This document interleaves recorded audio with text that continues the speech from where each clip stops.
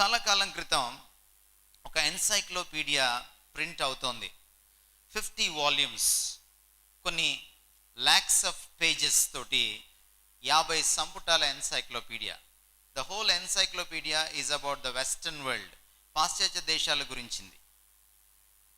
The book series ఏంటంటే 50 సంపుటాల, ఒక్కొక్క పుస్తకం దాదాపుగా ఒక 4 ఇంచెస్ పైన ఉంటుంది మందం.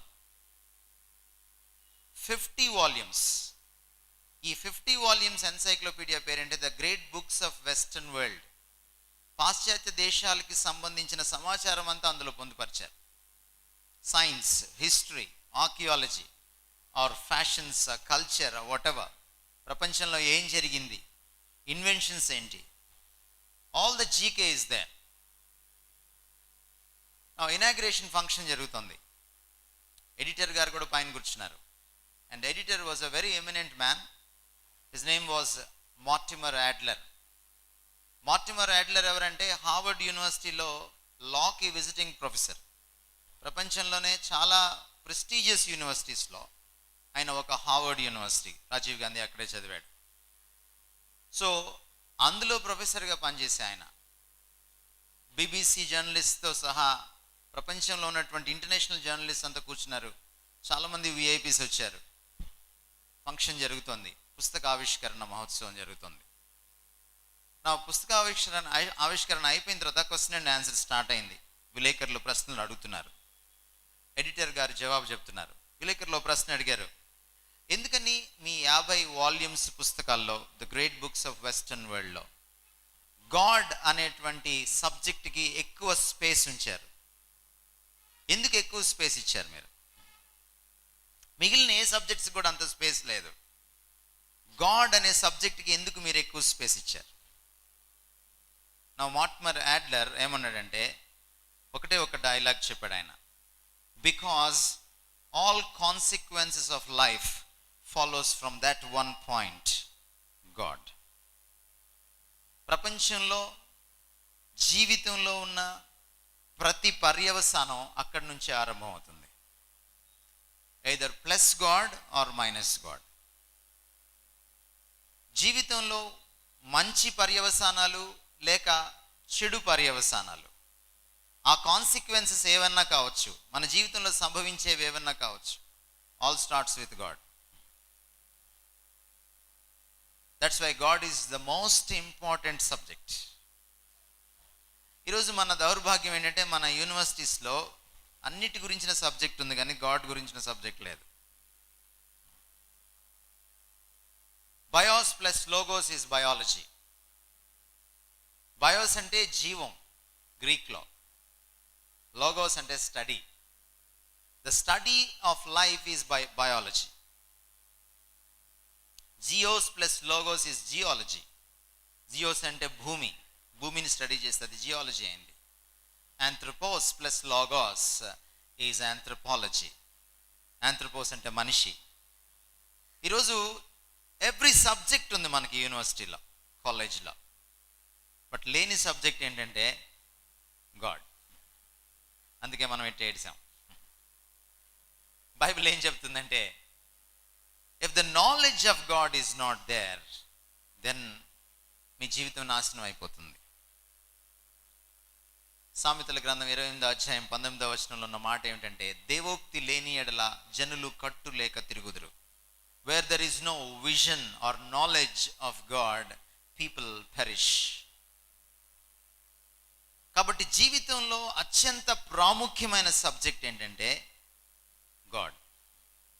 అండ్ మన ఇండియాలో మనకు అత్యంత లీస్ట్ సబ్జెక్ట్ ఏంటంటే గాడ్. అందుకనే మనం ఇంకా వెనకబడే ఉన్నాం. థ్యాంక్ గాడ్ ఇలాంటి రిట్రీట్స్కి మీరు రావడం చాలా గొప్ప విషయం. మీరు కాలేజీలో, యూనివర్సిటీల్లో చదవలేని సబ్జెక్ట్ని ఈరోజు ఇక్కడ చదువుతారు మీరు. అందుకనే మేధావులు ఏమన్నారంటే లాంగ్ బ్యాక్, చాలా కాలం క్రితం ఏమన్నారంటే థియాలజీ అంటే theos plus logos, the study of God is theology. Theology is the queen of sciences అన్నారు. అది విజ్ఞాన శాస్త్రాలకే రాణి అన్నారు. అది మీకు ఈరోజు అర్థమవుతుంది. why the study of God is the most important study on all among all the studies in the university. మీరు ఈ సబ్జెక్ట్స్లో మార్కులు తెచ్చుకోవడానికి మీరు కింద మీద పడిపోతారు, వీలైతే ఆత్మహత్య కూడా చేసుకుంటారు. కానీ దేవుడు నాకు అర్థం కాలేదని ఎవడు కింద మీద పడలా. దేవుణ్ణి అర్థం చేసుకునేటువంటి సబ్జెక్ట్లో 10/10 రావడానికి ఎవడు ప్రయత్నం చేయట్లా. అదే మన దౌర్భాగ్యం. ఒకవేళ దేవుడు నిజంగా ఉంటే, ఆ దేవుడు మీ జీవితానికి కర్త అయితే, ఆ దేవుడిని మీరు తెలుసుకోలేకపోతే మీ జీవితాన్ని ఎప్పటికీ మీరు తెలుసుకోలేరు. ఒకవేళ జీవితంలో దేవుడు లేకపోతే, ప్రపంచం వెనక దేవుడు లేకపోతే ఆయన తెలుసుకోవాల్సిన పని లేదు, దేవుడు మనకు అవసరం లేదు. గౌతమ బుద్ధుడిని అడిగారు, నువ్వు చాలా విషయాలు చెప్పావు, దేవుడి గురించి ఎప్పుడు మాట్లాడలేదు ఏంటి అని అడిగారు. ఈయనకి పాపం లేటుగా వెలిగింది గౌతమ బుద్ధుడికి, పెళ్ళయింది, పిల్లలు పుట్టారు. ఓ రోజున మరి బాధ వేసిందో ఏమైందో తెలియదు, జనరల్గా పెళ్ళైన తర్వాత విషాదం ఉంటుంది. సో వెళ్ళాడు, చెట్టు కింద కూర్చున్నాడు. ఆయనకి అప్పుడు వెలిగింది బల్బు. బుద్ధ అంటే ఏంటంటే వెలిగింపబడినవాడు, అంటే లేటుగా వెలిగిందనమాట.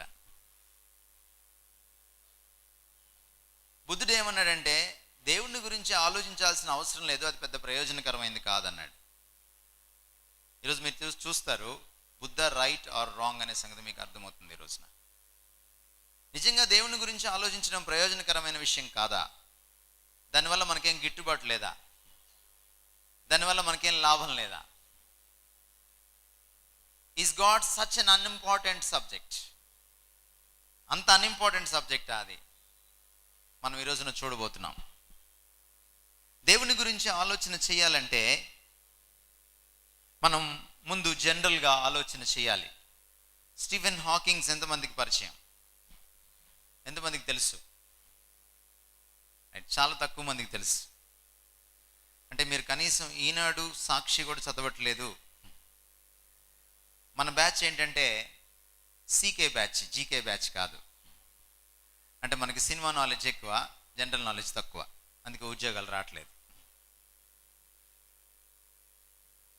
మనము కాంపిటేటివ్ ఎగ్జామ్స్కి, బ్యాంక్స్కి, గ్రూప్స్కి అప్పుడు మనం జీకే పట్టుకుంటాం. అప్పుడు దాకా జీకే తెలియదు మనకి. రోజు పేపర్ చదివితే జీకే వస్తుంది, దానికి కోచింగ్కి వెళ్ళక్కర్లా, డబ్బులు వదిలించుకోక్కర్లా.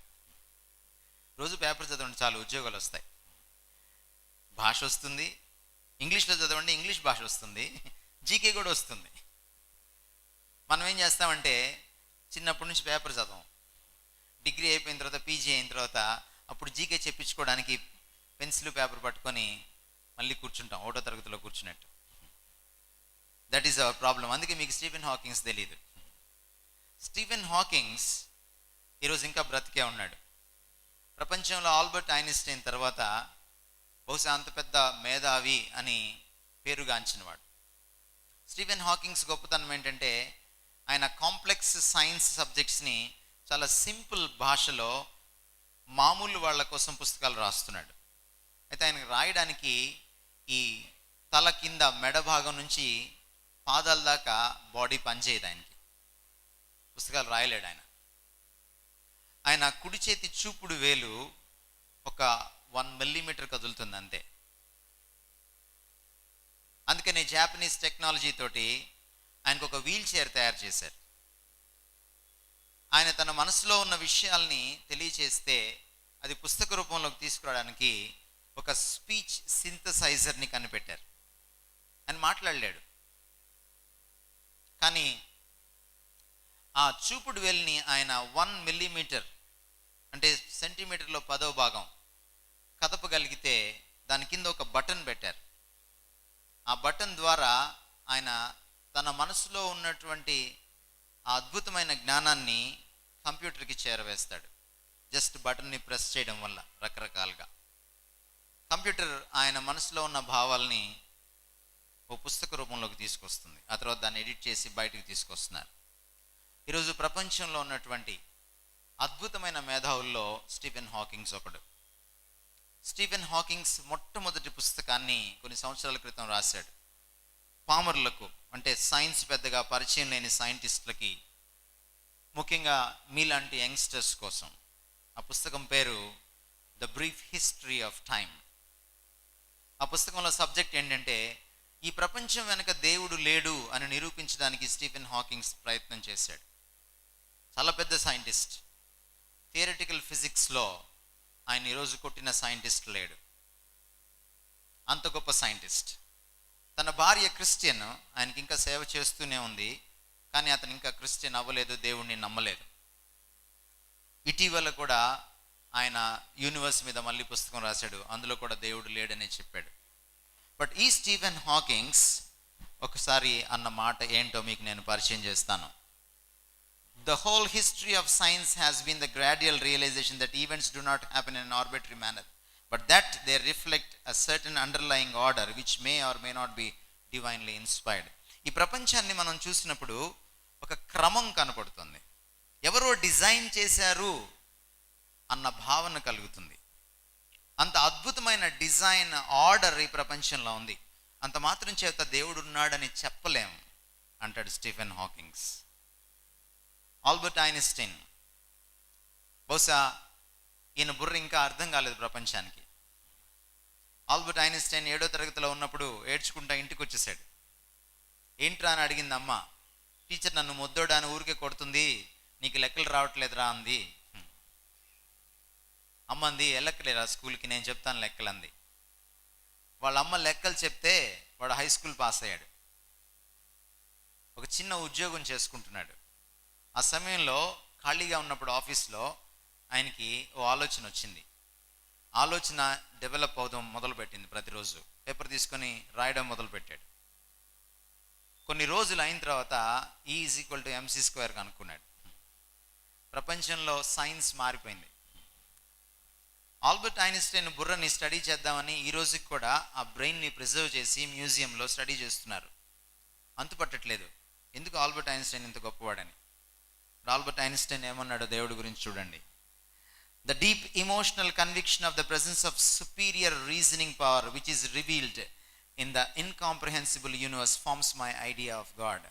ఈ ప్రపంచాన్ని చూసినప్పుడు దీంట్లో అద్భుతమైనటువంటి రీజనింగ్ పవర్ ఉంది, ఒక లాజిక్ ఉందని నాకు అర్థమవుతుంది.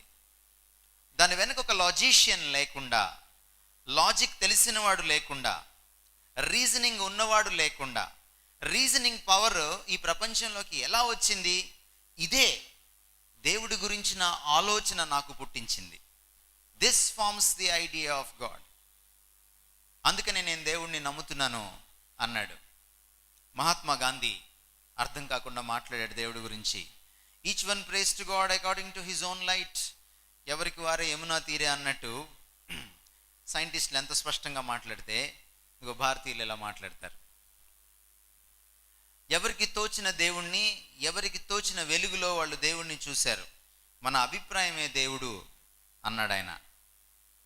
ఫ్రెడరిక్ నీచే, అడాల్ఫ్ హిట్లర్, ప్రపంచాన్ని గడగడలాడించిన నియంత గురువు, ఈయనకు ఏకలవ్య శిష్యుడు. ఆయన ఇంకొంచెం ముందుకెళ్ళి అన్నాడు, అబే దేవుడు లేడని నేను ఉన్నాడని నేను అన్నాను కానీ ఉన్నాడేమో ఒకప్పుడు, కానీ ఇప్పుడు చచ్చాడు అని అన్నాడు. దీన్ని పట్టుకున్నాడు అడాల్ఫ్ హిట్లర్. దేవుడు చచ్చిపోయాడు కాబట్టి ఆ సీట్ ఖాళీగా ఉంది, నేను ఆ సీట్లోకి వెళ్ళాలి, నేనే దేవుడిని అవ్వాలి అని నియంతగా మారిపోయాడు. అత్యంత కిరాతకమైన నియంతగా మారిపోయాడు. చివరికి ఆత్మహత్యకు దారితీసింది. కార్ల్ మార్క్స్, కమ్యూనిజాన్ని స్థాపించిన వాడు, దేవుణ్ణి నమ్మలేదు. అందుకనే దేవుణ్ణి నమ్మడం అనేది ఒక మత్తు, అదొక మైకం అని అన్నాడు. మతం ఒక మత్తు మందు అని అన్నాడు. Religion is the opiate of the masses. Charles Darwin, దేవుడు లేడు అనడానికి ఈరోజు ఆధారాలు లేకపోతే 19వ శతాబ్దంలో ఓ పుస్తకం రాశాడు చార్ల్స్ డార్విన్ హడావిడిగా. ఎందుకంటే ఆయన కనుక్కున్న ఈ విషయాలను అంతకంటే ముందు ఇంకొక ఆయన రీసెర్చ్ చేశాడు. ఆయన ఎక్కడ పుస్తకం అచ్చువేసేస్తాడోనని హడావిడిగా తప్పులు తడకలతోటి ఆయన పుస్తకాన్ని అచ్చువేశాడు. ఆ పుస్తకంలోనే ఆయన ఈ మాటలు చెప్పాడు. ఏమన్నాడంటే, ఈ పాత నిబంధన బైబిల్లో ఉన్నటువంటి దేవుణ్ణి చూస్తూ ఉంటే అదేదో ఒక పురాణంలాగా ఉంటుంది. హైందవ పురాణాలకు బైబిల్లో ఉన్న దేవుడికి పెద్ద తేడా ఏం లేదు, కాబట్టి అంత నమ్మాల్సిన పనేం లేదు. అది చరిత్ర కాదు అని అన్నాడు.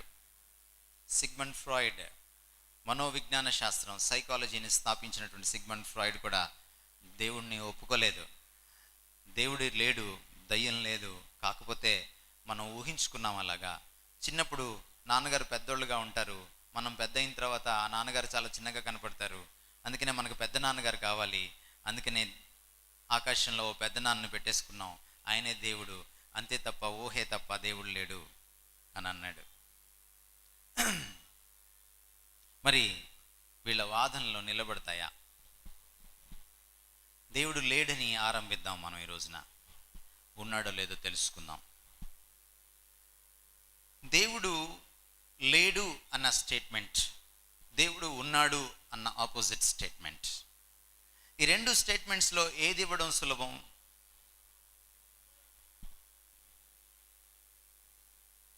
దేవుడు లేడు అన్న ఒక స్టేట్మెంట్, దేవుడు ఉన్నాడు అన్న ఇంకొక స్టేట్మెంట్, ఈ రెండిట్లో ఏది చెప్పడం సులభం? రైట్, మీకు దాన్ని నేను సోదాహరణంగా వివరిస్తాను. సపోజ్ మీరు మీ రూమ్ తాళం వేసేసి ఇంటికి వెళ్ళిపోయారు సెలవులకి, దసరా హాలిడేస్కి. మళ్ళీ వచ్చి తలుపు తీస్తుంటే, తాళం తీస్తుంటే పక్కింటి ఆంటీ వచ్చి, బాబు ఇందాకే ఒక పాము లోపలికి వెళ్ళడం చూశాను, జాగ్రత్త అని చెప్పింది అనుకోండి.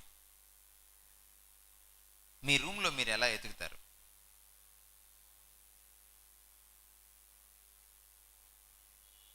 మీ రూమ్లో కనీసం ఒక 2 గదిలో 3 గదిలో ఉన్నాయి అనుకోండి. వంటింట్లో సామాన్ ఉంది, బెడ్రూమ్లో మంచం ఉంది, మీ బ్యాగ్స్ ఉన్నాయి, సూట్ కేసులు ఉన్నాయి, మీ పుస్తకాలు ఉన్నాయి, మీ రైటింగ్ ప్యాడ్ ఉంది, మీ చైర్ ఉంది. ఇంజనీరింగ్ స్టూడెంట్స్ అయితే మీ డ్రాఫ్టర్ ఉంది, డ్రాఫ్టర్కి కూడా ఒక సంచి ఉంటుంది, అది కూడా మీరు వదిలిపెట్టరు, అందులో దూరిందేమో అని చూస్తారు. am I right? ఆ రాత్రి మీరు ఎలా ప్రశాంతంగా పడుకుంటారు? ఇంట్లో సామాన్ అంతా బయటేసి, ఎక్కడ పాము లేదని తెలుసుకున్న తర్వాత, నిర్ధారించుకున్న తర్వాతనే పడుకుంటారు మీరు. Yes or no? ఏదైనా ఒక చిన్న ప్లేస్ని వెతకకుండా వదిలేస్తారా? వదలరు. 3 గదుల్లో పాము లేదు అని చెప్పాలంటే 3 గదుల్లో ప్రతి మూల వెతకాలి. Yes or no? 3 గదుల్లో మొత్తం వెతికిన తర్వాత ఇక వెతకని ప్లేస్ అంటూ మిగిలినప్పుడు పాము లేదనుకొని అప్పుడు మీరు ఊపిరి పీల్చుకుంటారు. అయినా ఓ చిన్న అనుమానం ఎక్కడో ఉంటుంది, మధ్య మధ్యలో లేచి చూస్తుంటారు, అలారం అక్కర్లేదు ఆ రోజు రాత్రి మీకు. రైట్? ఒకవేళ ఆ పాము ఏలూరు పట్టణం మొత్తంలో లేదంటే ఎంత వెతకాలి? లేదని చెప్పాలంటే ఎంత వెతకాలి? ఏలూరు మొత్తం వెతకాలి. ఒకవేళ చెట్టు ఎక్కగలిగే పాము అయితే చెట్లన్నీ వెతకాలి, చెట్లు తొర్రలు కూడా వెతకాలి. అప్పుడు కానీ లేదని, ఒకవేళ ఆ పాము 13 జిల్లాల నవ్యాంధ్రప్రదేశ్లో లేదు అని చెప్పాలంటే ఎంత వెతకాలి? Just imagine. కష్టమవుతుందా, సులభంగా ఉందా? నవ్యాంధ్రప్రదేశ్లో ప్రతి మూల మీకు తెలుసా? అంతా వెతికేసిన తర్వాత ఒకవేళ సముద్రంలోకి వెళ్ళిందేమో చూడాలి. am I right? అప్పుడే లేదనే స్టేట్మెంట్ మీరు ఖచ్చితంగా సైంటిఫిక్గా చెప్పగలరు. ఎందుకంటే మీరు సైంటిఫిక్గా ఆలోచిస్తారు కదా, అన్నీ మీకు రుజువులు ఉంటేనే కదా మాట్లాడతారు. మీరు చాలా లాజికల్ కదా. ఒకవేళ ఈ భారతదేశం అంతట్లో అట్లాంటి పాము లేదని చెప్పాలంటే మీరు ఎంత రీసెర్చ్ చేయాలి? మీ పరిశోధన పరిధి ఎంత పెరుగుతుంది? What is the scope of your research? Is it difficult or not? ఒకవేళ ఈ హోల్ యూనివర్స్లో అలాంటి పాము లేదని చెప్పాలంటే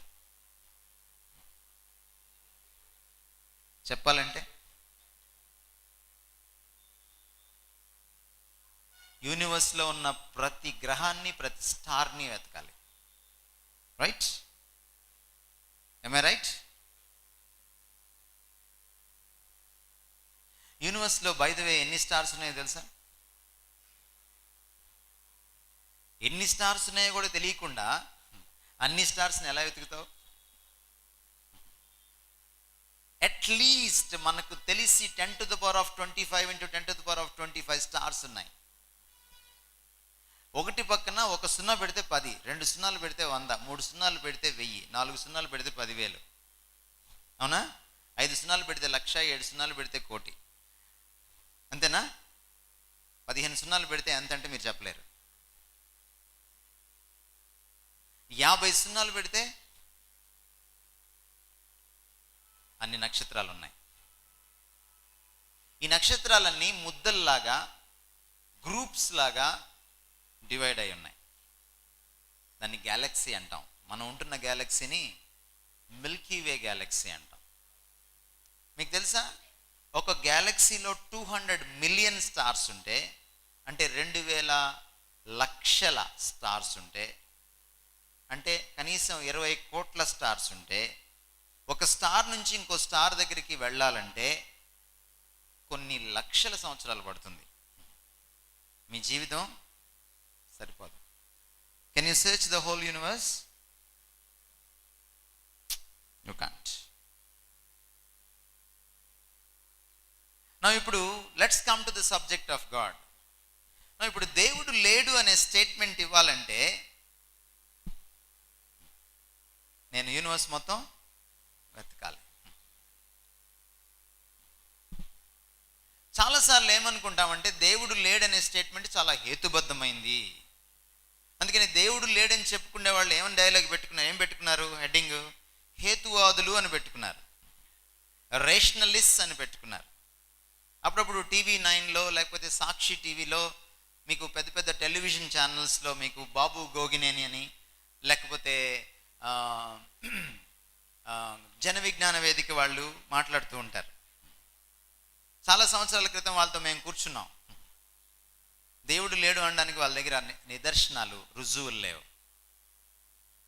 ఈ ప్రపంచంలో అత్యంత కష్టమైనటువంటి స్టేట్మెంట్ నిరూపించడానికి ఏంటంటే దేవుడు లేడు అని చెప్పడం. ఒక పలానా రకం పాము ప్రపంచంలో లేదని చెప్పడమే ఎంత కష్టమైతే దేవుడు లేడు అని చెప్పడం చాలా కష్టమైన పని.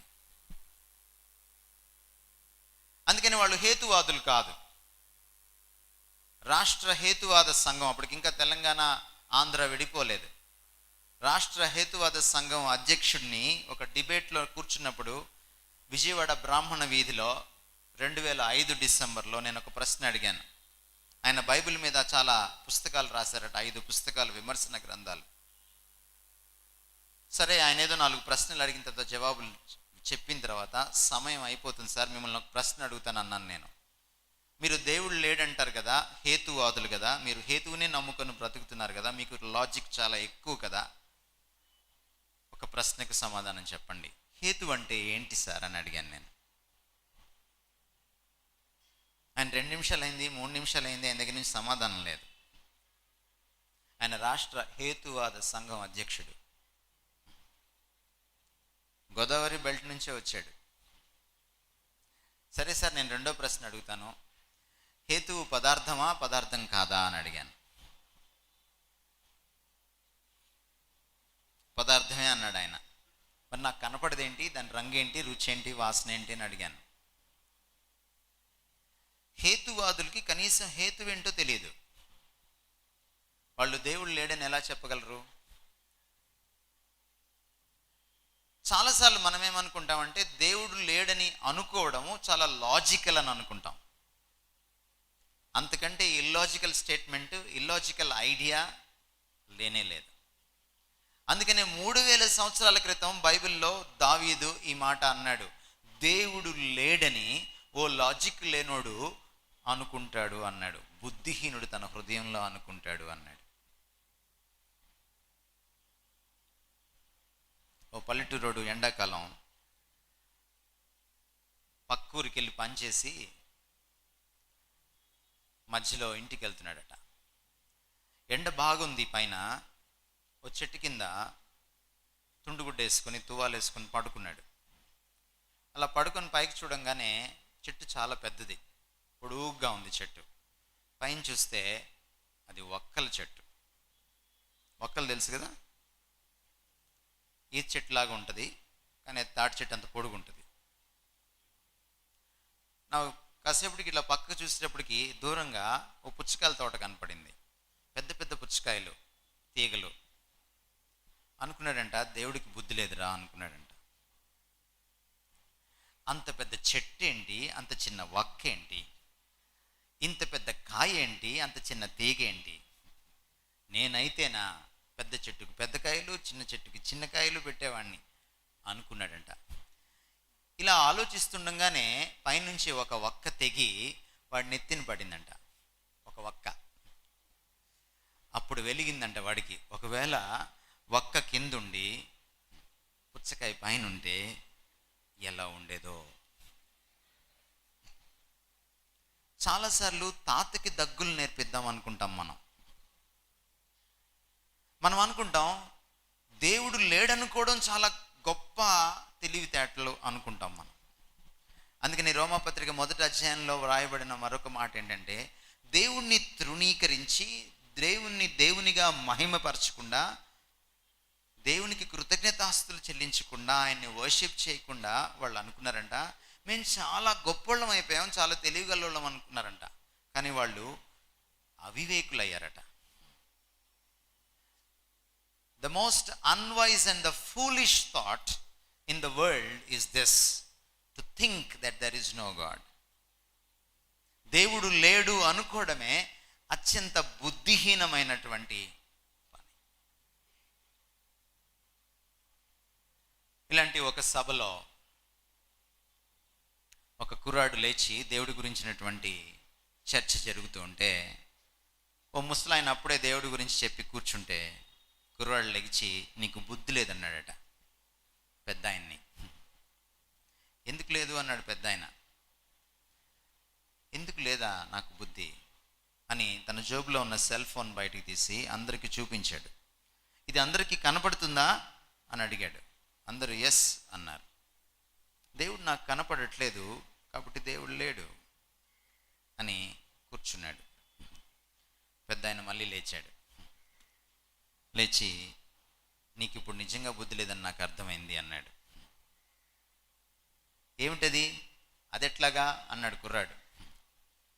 అప్పుడు పెద్ద ఆయన అన్నాడంట, సెల్ ఫోన్ కనపడుతుందా అని అడిగావు, సెల్ ఫోన్ ఉందని అందరు నమ్మారు, దేవుడు కనపడట్లేదు కాబట్టి దేవుడు లేడన్నావు, నీ బుద్ధి కూడా నాకు కనపడట్లేదు కాబట్టి నీకు బుద్ధి లేదన్నాడండి ఆయన. నా రియాలిటీ గురించి మనం కొంత తెలుసుకోవాలి, దేవుడి గురించి తెలుసుకోవాలన్నప్పుడు రియాలిటీలో రకరకాల రియాలిటీస్ ఉంటాయి.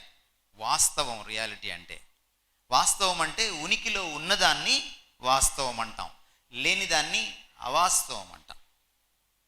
చాలాసార్లు మనం ఏమనుకుంటామంటే ఒక భ్రమలో మనం ఉంటాం. ఏంటంటే కంటికి కనిపించేదే రియాలిటీ అని మనం అనుకుంటాం. అదొక పెద్ద భ్రమ. సీన్ రియాలిటీ ఉంది, అన్సీన్ రియాలిటీ కూడా ఉంది. యాటమ్ని ఎవరైనా ఎప్పుడైనా చూసారా? కానీ యాటమ్ బాంబ్ ఎఫెక్ట్ని చూసాము, హిరోషిమా, నాగసాకి. ఎందుకు యాటమ్ని చూడలేకపోతున్నాం? అంత మాత్రం చేత యాటమ్ వాస్తవం కాదా? యాటమ్స్, ఎలక్ట్రానిక్స్ అనేవి లేకపోతే ఈరోజు ల్యాప్టాపే ఉండేది కాదు, సెల్ ఫోనే ఉండేది కాదు, ఎలక్ట్రానిక్సే ఉండేవి కాదు.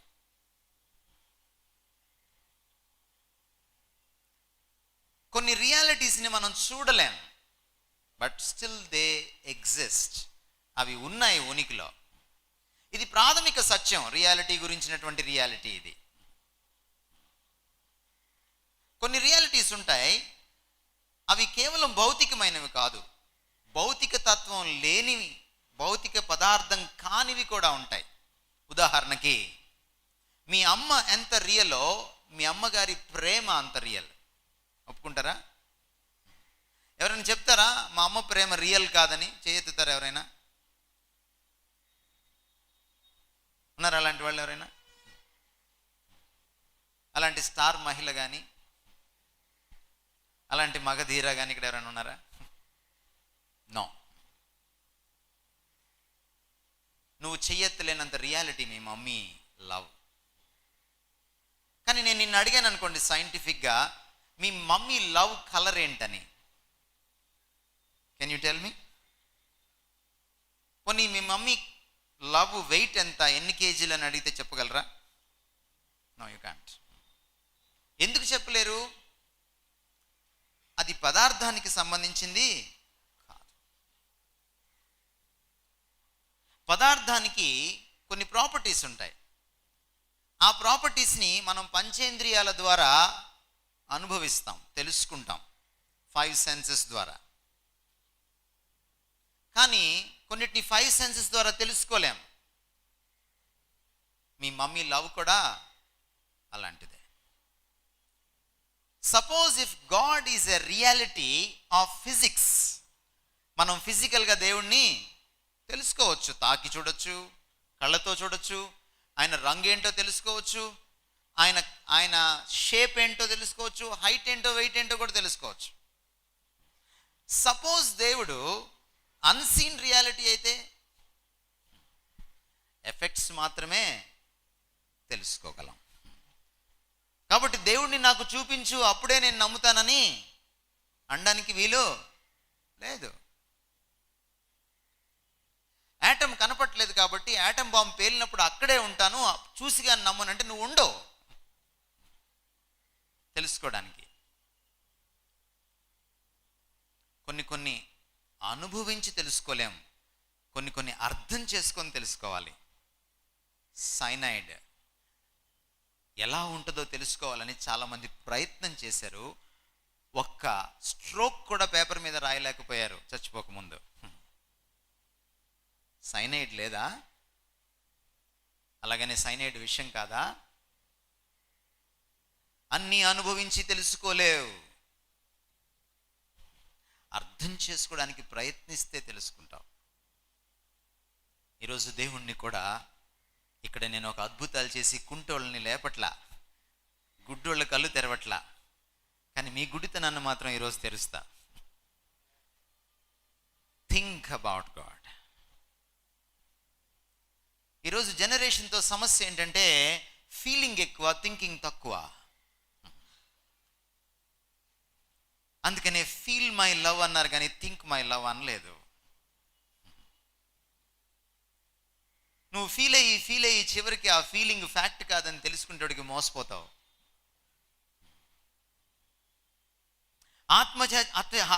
ఆత్మహత్య చేసుకునే సమయానికి నీకు దిమాగ్ పనిచేస్తుంది, బుర్ర పనిచేస్తుంది.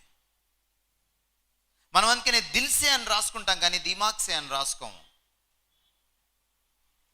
ఈరోజు దిల్ మంచిదే, ఫీలింగ్ కూడా మంచిదే, కానీ థింకింగ్ ఈజ్ ఆల్సో ఇంపార్టెంట్. చాలామంది అనుకుంటారు God is a feeling. Gandhiji అన్నట్టుగా ఎవరికి ఏం తోచితే అది వాళ్ళకి దేవుడు.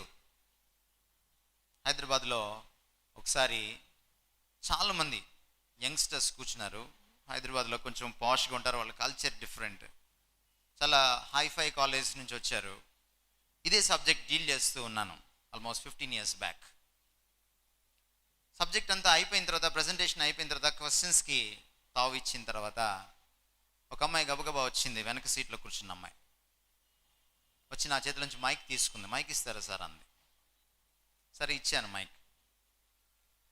సార్ చాలా విషయాలు చెప్పారు, కానీ నా అభిప్రాయం ఒకటే,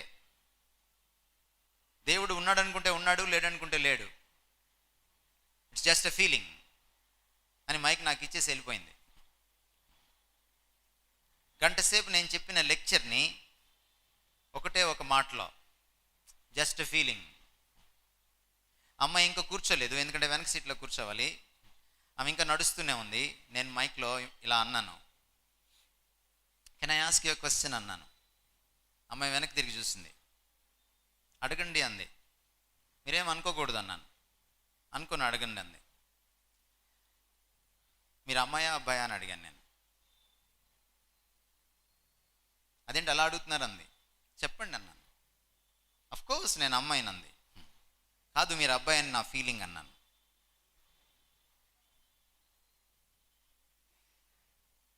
ఒకవేళ నేను మీరు అబ్బాయి అని ఫీల్ అయితే మీరు అబ్బాయి అయిపోతారా అని అడిగాను. మీకేమో మీరు అమ్మాయి అన్న ఫీలింగ్, నాకేమో మీరు అబ్బాయి ఏమో అన్న ఫీలింగ్.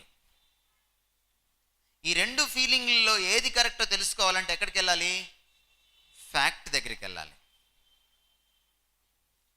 దేవుడి గురించి చాలా మందికి చాలా ఫీలింగ్స్ ఉంటాయి, కానీ ఫ్యాక్ట్ ఏంటో తెలుసుకోవాలి.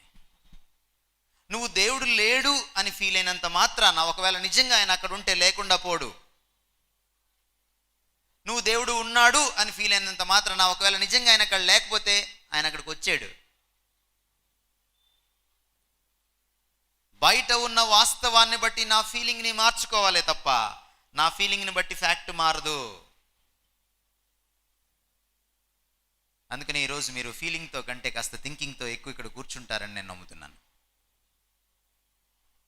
Use your brains, use your common senses. Now our journey starts. యూనివర్స్ని మొత్తం వెతికితే కానీ దేవుడు లేడనే స్టేట్మెంట్ ఇవ్వలేను. నాసా వాళ్ళు ఏమంటున్నారో చూడండి. ఈరోజు ప్రపంచాన్ని మేము స్టడీ చేసింది కేవలం 1% అంటున్నారు. ఒకవేళ నాసా వాడు ప్రపంచాన్ని తెలుసుకుంది 1% అయితే నీకు తెలిసింది ఎంత?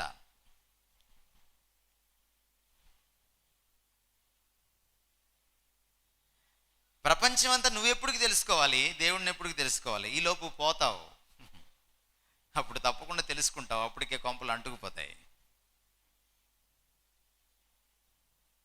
అందుకనే నువ్వు ఇంకా 70 ఏళ్లలో 60 ఏళ్లలో పోకముందే దేవుణ్ణి తెలుసుకోవాలి. అందుకని బైబిల్ ఎంత మంచి సజెషన్స్ ఇస్తుంది, ఎంత మంచి ఆజ్ఞలు ఇస్తుంది, ఎంత మంచి విజ్డమ్ సేయింగ్స్ ఇస్తుంది, జ్ఞాన సూక్తులు చెప్తుంది. While you are still young, remember your creator. While you are still young, remember your creator. నువ్వు ఇంకా యవనస్తుడిగా బాలుడిగా ఉండగానే నీ సృష్టికర్తను స్మరణకు తెచ్చుకో. It's good for you. Gherman Titov, Russian cosmonaut, ఈ ప్రపంచంలో అంతరిక్షంలో తిరిగేటువంటి ఒక అంతరిక్ష శాస్త్రజ్ఞుడు. జర్మన్ టిటోవ్ నాస్తికుడు. జర్మన్ టిటోవ్ 1960s అంతరిక్షంలోకి వెళ్ళి స్పేస్ షిప్లో భూమి చుట్టూ ప్రదక్షిణాలు చేసి వచ్చాడు. భూమి చుట్టూ రౌండ్స్ వేసి వచ్చాడు. అదొక పెద్ద ఎక్స్పెడిషన్ ఆ రోజుల్లో, పెద్ద అచీవ్మెంట్ ఆ రోజుల్లో. ఆయన కిందికి వచ్చేసిన తర్వాత కొంతకాలానికి ఒక సైన్స్ ఫెయిర్ జరిగింది. ఈ సైన్స్ కాంగ్రెస్లో సమావేశంలో సైంటిస్టులు అందరూ మీట్ అయ్యారు. జర్మన్ టిటోవ్ మాట్లాడుతున్నాడు. ఆయన వంతు వచ్చింది.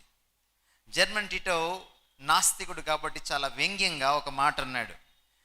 నేను అంతరిక్షంకి వెళ్ళాను, అంతరిక్షం అంతా తిరిగాను, కానీ నాకు దేవుడు ఎక్కడ కనిపించలేదన్నాడు జర్మన్ టిటోవ్. అప్పుడు అక్కడ ఉన్నటువంటి ఇంకొక ఆస్తికుడైన దేవుణ్ణి నమ్మే సైంటిస్ట్ లేచి, Titov can I say something అన్నాడు.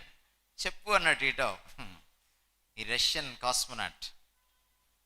అప్పుడు ఆయన అన్నాడు, నువ్వు అంతరిక్షంకి వెళ్ళినప్పుడు దేవుణ్ణి చూడలేదన్నావు కదా, ఎక్కడ కనపడలేదన్నావు కదా, ఒకవేళ బహుశా ఈ ఐడియా వర్కౌట్ అవుద్దేమో చూడు. నువ్వు అంతరిక్షంకి వెళ్ళినప్పుడు ఈసారి ఏం చేస్తావంటే, నీ వెనక సిలిండర్ ఉంటుంది కదా, నీ స్పేస్ సూట్ ఉంటుంది కదా, దాన్ని ఒక్కసారి అలా పీకేసి చూడు, దేవుడు కనపడతాడు అనుకుంటా అన్నాడు. కానీ గుడ్ న్యూస్ ఏంటంటే, నువ్వు చచ్చాక దేవుడు ఎలాగూ కనపడతాడు, కానీ బతుకున్నప్పుడే దేవుడు కనపడితే మంచిది నీకు. It's good for you. అందుకనే మనం ఇంత శ్రమ తీసుకుంటున్నాం థియాలజీ చదవడానికి.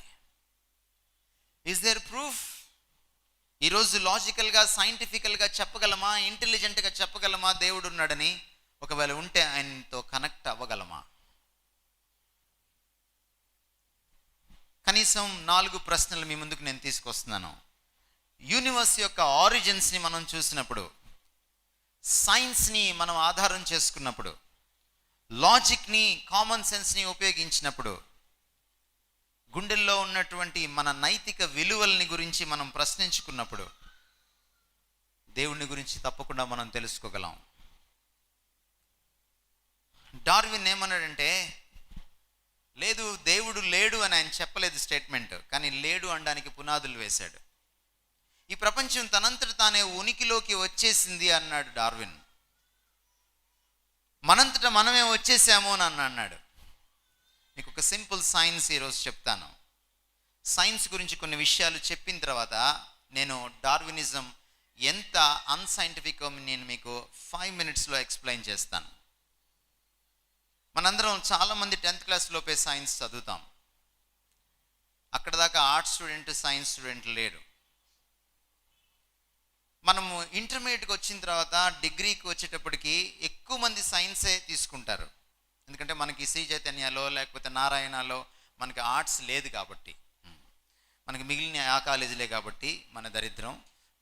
కనుక మనం అక్కడే సైన్స్లోనే మనం పడి సచ్చాం. భారతదేశానికి ఈరోజు ప్రెసిడెంట్స్, ప్రైమ్ మినిస్టర్స్ లిస్ట్ అంతా మీరు రాస్తే ఒక్క అబ్దుల్ కలాం తప్ప సైన్స్ నుంచి వచ్చినాడు ఒక్కడు కూడా లేడు. ఆర్ట్స్ అంటే ప్రపంచానికి నాయకులనిచ్చేది. అందుకని ఈరోజు నాయకత్వ సంక్షోభం మనకి, ఎందుకంటే అందరం సైన్స్ తీసుకోవడం మొదలు పెట్టాం కాబట్టి. కానీ అంతకంటే గొప్ప ట్రాజడీ ఏంటంటే మీకు సైన్స్ రాదు. సైన్స్లో మీకు 10/10 వస్తాయి, కానీ మీకు సైన్స్ రాదు. సైన్స్లో కొన్ని పద్ధతులు ఉంటాయి. మొదట ఊహ ఉంటుంది, దాన్ని ప్రతిపాదన అంటాం, హైపోథసిస్ అంటాం. నెక్స్ట్ అబ్జర్వేషన్ ఉంటుంది, పరిశీలిస్తాం. మన పంచేంద్రియాలతో తెలుసుకుంటాం. ఆ తర్వాత ఎక్స్పెరిమెంటేషన్ ఉంటుంది, ఎక్స్పెరిమెంట్స్ చేస్తూ అబ్జర్వ్ చేస్తాం. ఆ తర్వాత థియరీ ఉంటుంది. థియరీ పేపర్ మీద పెడతాం. అది ఎస్ అవ్వచ్చు, రేపొద్దున నో కూడా అవ్వచ్చు. ద బ్రీఫ్ హిస్టరీ ఆఫ్ టైంలో స్టీఫెన్ హాకింగ్స్ థియరీ గురించి రాస్తూ ఏమన్నాడంటే, థియరీలు ఈరోజు ఉండొచ్చు, రేపు వీగిపోవచ్చు. థియరీ కానీ తాను చెప్పిన విషయాల్ని నెరవేర్చలేకపోతే ఆ థియరీని సైన్స్లో కొట్టివేస్తామని అన్నాడు. యూనివర్స్ ఎప్పుడు నిశ్చలంగానే ఉందని నమ్మారు ఒకప్పుడు, దాన్ని స్టడీ స్టేట్ థియరీ అన్నారు. కానీ ఆల్బర్ట్ ఐన్స్టైన్ వచ్చి అలా నిశ్చలంగా లేదు, యూనివర్స్ ఎప్పుడు మారుతూనే ఉంది, అది రిలేటివ్గా ఉంది. ఇక్కడ టైం ఒకలా ఉంటుంది, బయటికి వెళ్తే టైం ఒకలా ఉంటుంది. ఇక్కడ స్పీడ్ ఒకలాగా ఉంటుంది, అక్కడ స్పీడ్ ఇంకోలాగా ఉంటుంది. ఇక్కడ గ్రావిటీ ఒకలాగా ఉంటుంది, అక్కడికి వెళ్తే గ్రావిటీ మారుతుంది అని చెప్పిన తర్వాత స్టడీ స్టేట్ థియరీని కొట్టివేయడం జరిగింది. థియరీ ఆఫ్ రిలేటివిటీ వచ్చిన తర్వాత థియరీస్ నిలబడవు. మరి సైన్స్లో ఏం నిలబడుతుంది? లా నిలబడుతుంది. లా అంటే థియరీని ప్రూవ్ చేసిన తర్వాత దాన్ని లాగా యాక్సెప్ట్ చేస్తారు సైంటిస్ట్ కమ్యూనిటీస్లో. ఒకసారి లాగా ఎస్టాబ్లిష్ చేసిన తర్వాత దాన్ని ఎవడు తీసివేయడానికి వీల్లేదు, కొట్టేయడానికి వీల్లేదు, కాదనడానికి వీల్లేదు. ఐజాక్ న్యూటన్ మోషన్ లాస్ మనకు తెలుసు, లా ఆఫ్ గ్రావిటీ మనకు తెలుసు, తెలుగులో నియమం అంటాం. కాబట్టి సిద్ధాంతం కంటే నియమం ఉత్తమమైనది. సిద్ధాంతాన్ని కూడా నియమంతో కొట్టివేయచ్చు, కానీ నియమాన్ని సిద్ధాంతంతో కొట్టివేయడానికి వీల్లేదు. అందుకని మీరు పరమాణు ఎలా ఉంది అనేది థియరీస్ చదువుతారు. Bohr's atomic theory, Rutherford's atomic theory. But theory చదవంగానే చిన్న పేర ఒకటి ఉంటుంది కింద, బోర్స్ పరమాణు సిద్ధాంతాన్ని రాసి అందులోని లోపాలను రాయము. 8 మార్కులకు వస్తుంది. ఎందుకు థియరీలో లోపాలున్నాయి? బోర్ ఎలక్ట్రాన్ న్యూక్లియస్ చుట్టూ గుండ్రంగా తిరుగుతుందని చెప్తే రూథర్ఫర్డ్ కాదని అందులో ఉన్న లోపాలను ఎత్తి చూపించాడు. రూథర్ఫర్డ్ ఏమన్నాడంటే కోడిగుడ్డాకారంలో ఎలిప్టికల్ ఆర్బిట్లో తిరుగుతుంది అని ఆయన ఒక కొత్త థియరీ తీసుకొస్తే అందులో మళ్ళీ బోర్ లోపాలు ఎత్తి చూపించాడు. కాబట్టి ఇద్దరు థియరీలు రాసుకొని ఇద్దరు లోపాలు చదువుకుంటాం మనం. సైన్స్ లోపభూయిష్టమైంది, కానీ మనం అదే ప్రమాణంగా తీసుకుంటాం. బట్ సైన్స్లో ఎస్టాబ్లిష్ అయినటువంటి దాన్ని లా అన్నాం. నా ఇక్కడ ఉన్న పదజాలాన్ని జాగ్రత్తగా గమనించండి. డార్విన్ చెప్పినటువంటి థియరీని, అంటే ఎవల్యూషన్ ద్వారా మనం వచ్చాము, జీవ పరిణామం ద్వారా వచ్చామన్న దాన్ని ఈ రోజుకి కూడా థియరీ ఆఫ్ ఎవల్యూషన్ అంటాం తప్ప లా ఆఫ్ ఎవల్యూషన్ అన్నము. జీవ పరిణామ సిద్ధాంతం అంటాం తప్ప నియమం అన్నము. ఆ ఒక్క స్టేట్మెంట్, ఆ ఒక్క టైటిల్ చాలు అది ఇంకా నిరూపించబడలేదు అని చెప్పడానికి. This my point number 1. Point number 2, there is a law. థర్మోడైనమిక్స్లో కొన్ని లాస్ ఉన్నాయి. మెకానికల్ ఇంజనీరింగ్ చేసిన వాళ్ళకి, లేకపోతే పాలిటెక్నిక్, ఆటోమొబైల్స్ అండ్ మెకానికల్స్ చదివిన వాళ్ళకి అర్థమవుతుంది. ఫిజిక్స్ బిఎస్సి చదివిన వాళ్ళకి అర్థమవుతుంది. Laws of thermodynamics. థర్మోస్ అంటే హీట్, అంటే ఎనర్జీ. హీట్ మార్పులు చెందుతూ ఉంటే దాన్ని డైనామిక్స్ అంటాము. సో ఎనర్జీ ఏ విధంగా మార్పులు చెందుతుందో దాన్ని స్టడీ చేసేటువంటి శాస్త్రాన్ని ఉష్ణగతిక శాస్త్రం అన్నాం, థర్మోడైనమిక్స్.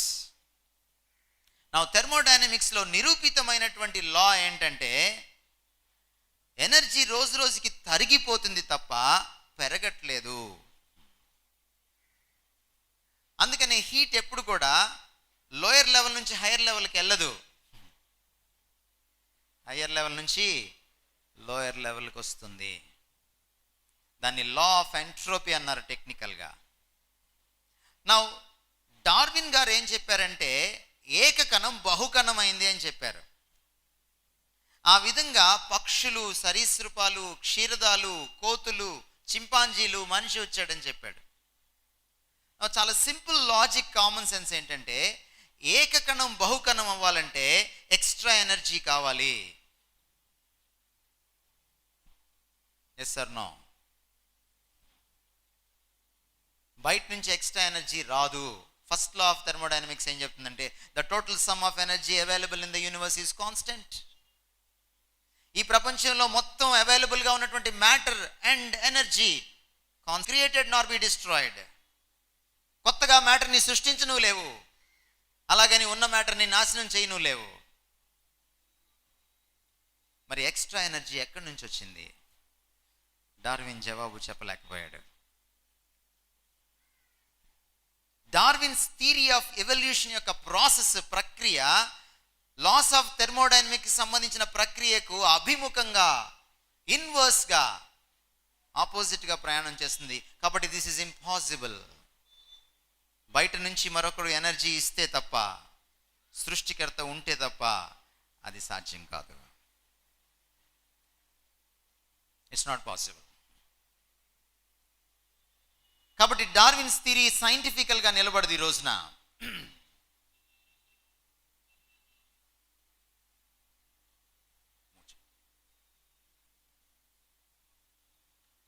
స్టక్ అయింది. Right, next slide.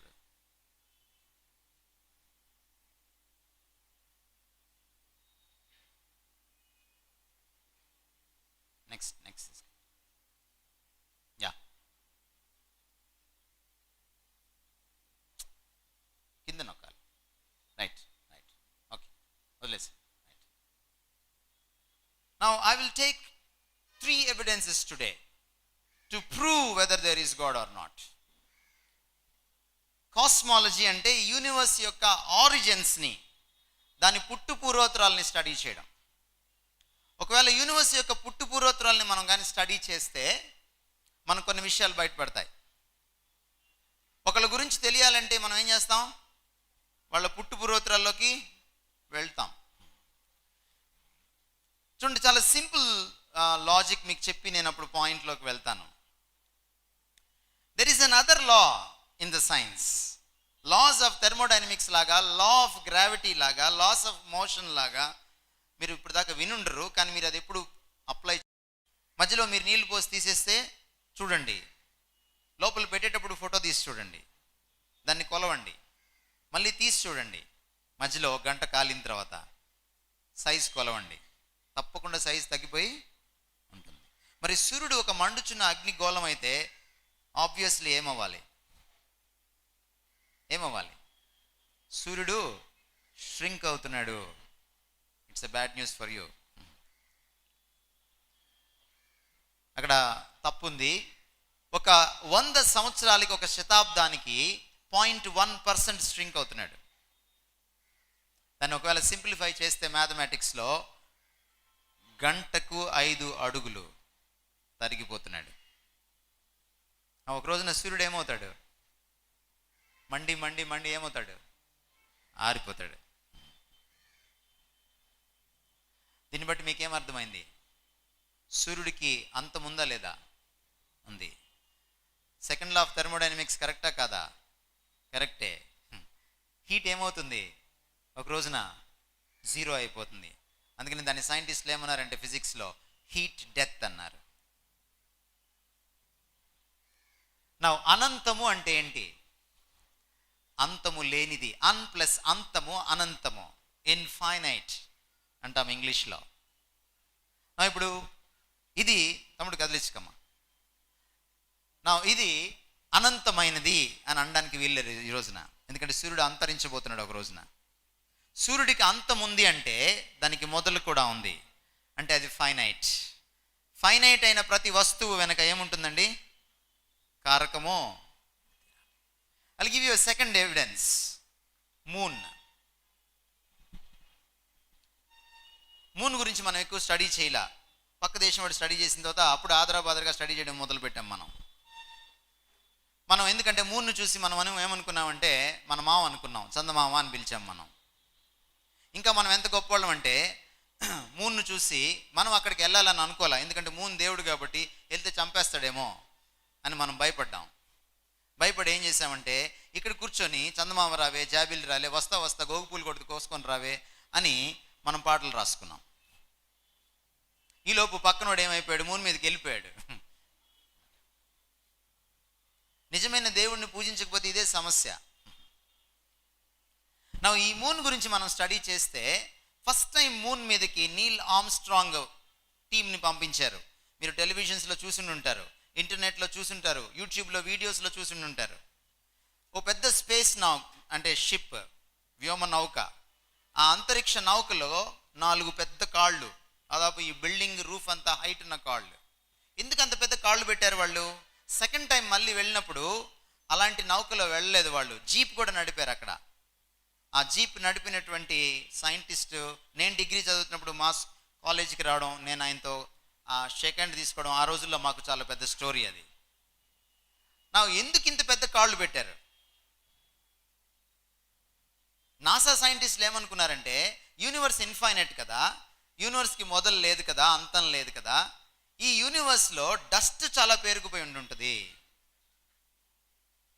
మనము ఒకవేళ 2-3 రోజులకి ఊరు వెళ్తే కొంచెం డస్ట్ ఉంటుంది మన ఇంట్లో, వచ్చి తుడుచుకుంటాం మనం.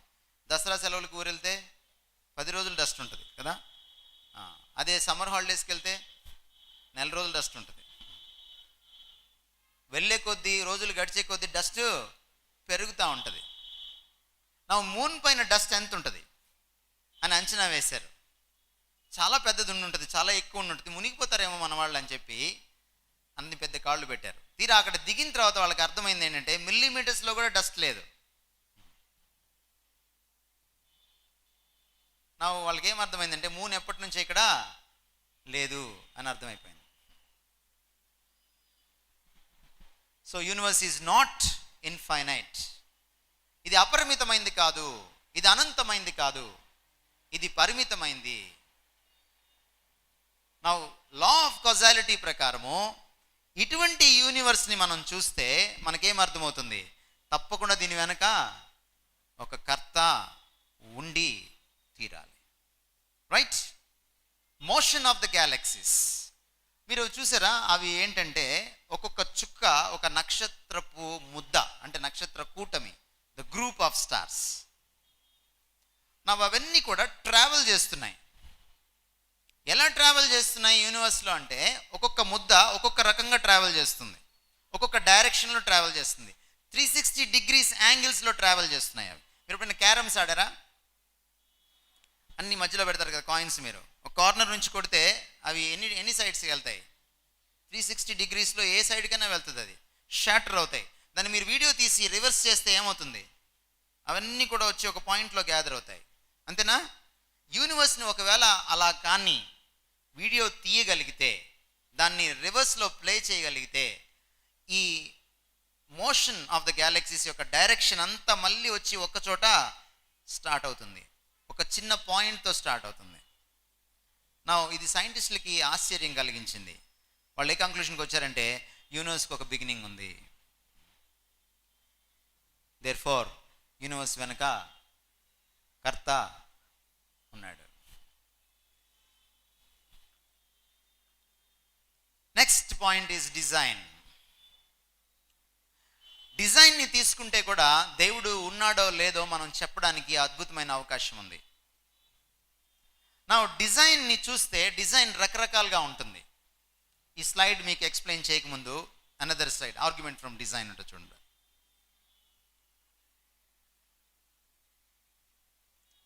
రైట్.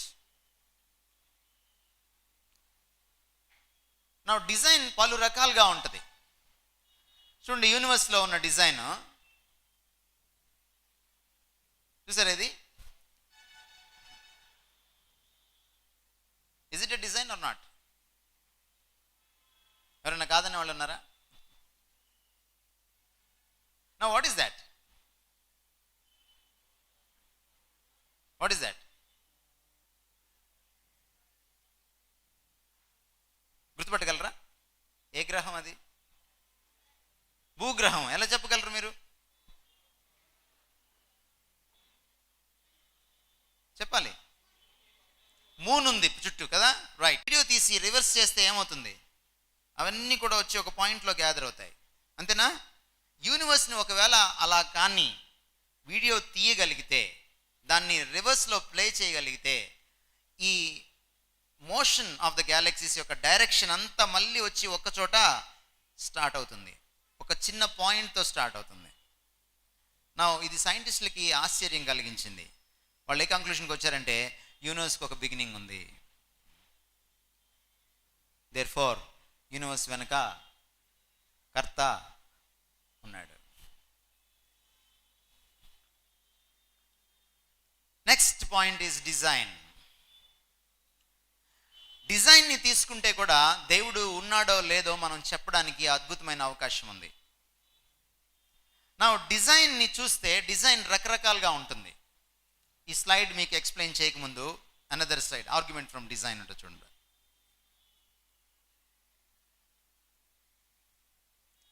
రైట్. నా డిజైన్ పలు రకాలుగా ఉంటుంది. చూడండి, యూనివర్స్లో ఉన్న డిజైన్ చూసారా? ఇది is it a design or not? ఎవరైనా కాదనే వాళ్ళు ఉన్నారా? నా what is that? What is that? గుర్తుపట్టగలరా? ఏ గ్రహం అది? భూగ్రహం. ఎలా చెప్పగలరు మీరు? చెప్పాలి. మూన్ ఉంది చుట్టూ కదా, రైట్. శాటిలైట్ ఉపగ్రహం తిరుగుతుంది దాని చుట్టూ. సో మీరు లాజికల్గా ఆలోచిస్తున్నారని దీన్ని బట్టి అర్థమవుతుంది. Good, very good. Now will come back to that. నేను డిజైన్ గురించి ఎక్స్ప్లెయిన్ చేసిన తర్వాత, వాట్ ఈస్ దిస్ డిజైన్?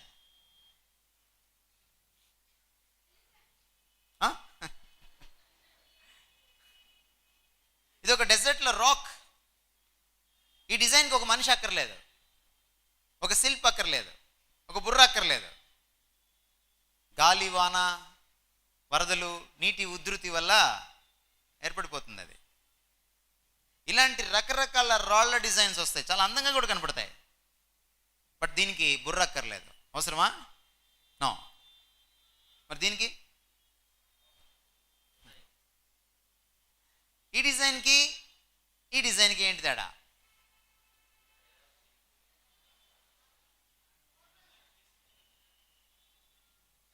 ఈ డిజైన్కి బుర్ర అక్కర్లేదు, ఈ డిజైన్కి కావాలి. నా ఇంతకంటే కాంప్లికేటెడ్ డిజైన్ చూపిస్తాను మీకు నేను. ఇవి ఏంటో తెలుసా? 4 అమెరికన్ ప్రెసిడెంట్స్. మౌంట్ రష్మోర్ అమెరికాలో చాలా ఫేమస్. ఈ డిజైన్కి ఏది కష్టం? దీనికి బుర్ర కావాలి కదా, దీనికి బుర్ర అక్కర్లేదు కదా, దీనికి బుర్ర కావాలి కదా, దీనికి ఇంకా పెద్ద బుర్ర కావాలా వద్దా?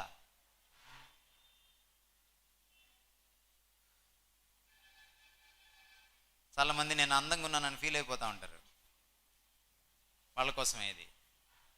జేమ్స్ బాండ్ క్యారెక్టర్స్లో the most handsome character Pierce బ్రాస్నన్.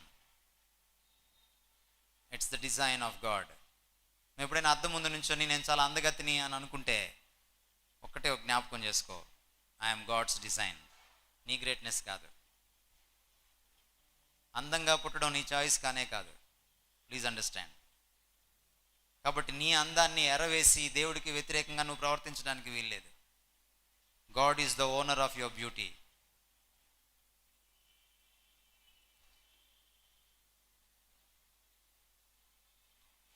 First దానికి బుర్ర అక్కర్లేదు, న్యాచురల్ డిజైన్. సెకండ్ దానికి బుర్ర కావాలి. మూడో దానికి అంతకంటే ఎక్కువ.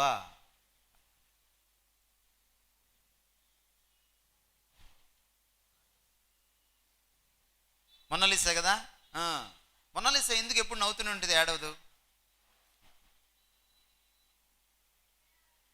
మొనాలిసా నవ్వు ఇంతవరకు ప్రపంచానికి అర్థం కాల. గ్రేట్ డిజైన్ అన్నారు, గ్రేట్ పెయింటింగ్ అన్నారు. కానీ మొనాలిసాకి మీరు చెక్కల గిన్నెలు పెట్టండి, గిలిగింతలు పెట్టండి, నవ్వుద్దేమో? No. Now look at another painter, another creator. అదే మొనాలిసా ఎవరు వేశారు? లియోనార్డో డా వించి, గ్రేట్ క్రియేటర్ ఆఫ్ ఆర్ట్.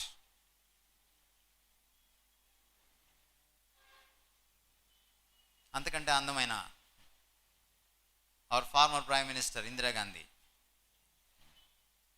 ఈమెను ఎవరు డిజైన్ చేశారు?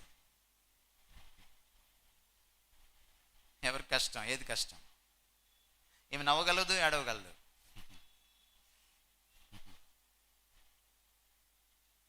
పెయింటర్ అటు వెళ్ళొచ్చేటప్పటికి అక్కడ నుంచి లేచి వెళ్ళిపోగలదు కూడా.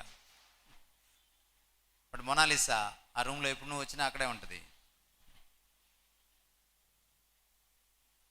దేనికి ఎక్కువ బుర్ర కావాలి? దేనికి ఎక్కువ కళ కావాలి? మొనాలిసా పుట్టడానికే. సపోజ్ ఎవరైనా మీకు గాలివాన్లో మొనాలిసా బొమ్మ పుట్టిందంటే నమ్ముతారా? మరి గాలివాన్లో ఇందిరాగాంధీ ఎలా పుడుతుంది? జీవ పరిణామం ద్వారా నువ్వెలా వస్తావు ఉనికిలోకి? Impossible, impossible. ఇదంటే గమనించారా? కెమెరాలో అపర్చర్, లైట్ ఎక్కువైతే క్లోజ్ అవుతుంది, లైట్ తక్కువైతే ఓపెన్ అవుతుంది. ఎలా తెలిసింది ఇంత జ్ఞానం మనిషికి? ఇమిటేషన్.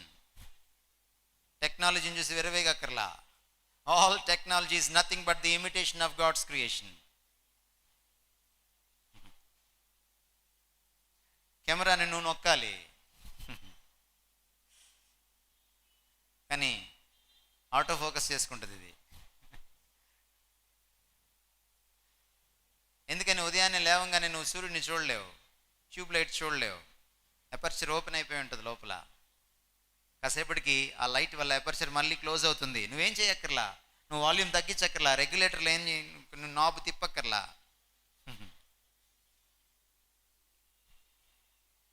హ్యూమన్ ఐ, ఈ రెండిట్లో ఏది కష్టం? ఐ తయారు చేయడం కష్టం. అందుకని ఒక కన్ను పోతే ఎందుకని ఇంకో కన్ను తీసుకొచ్చి బిగించలేరు?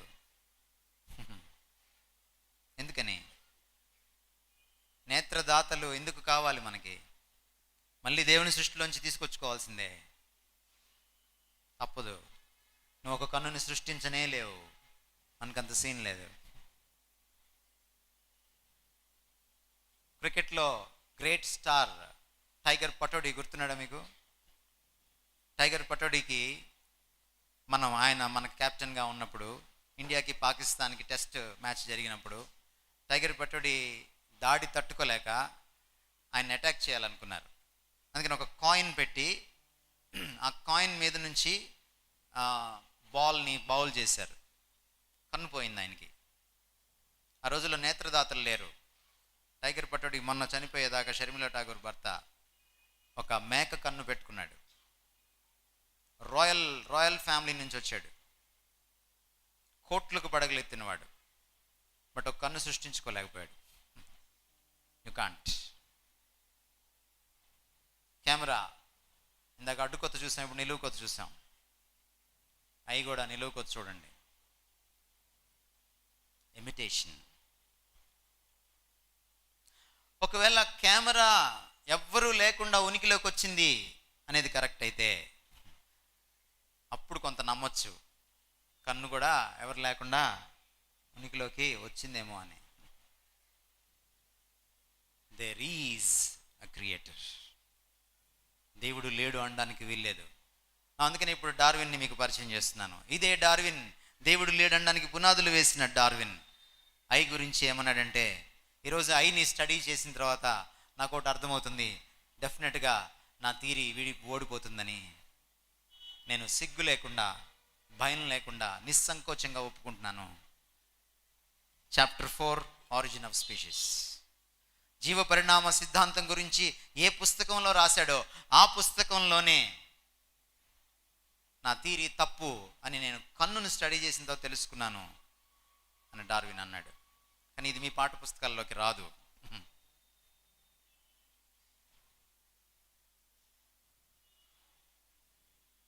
గుర్తుపట్టారా?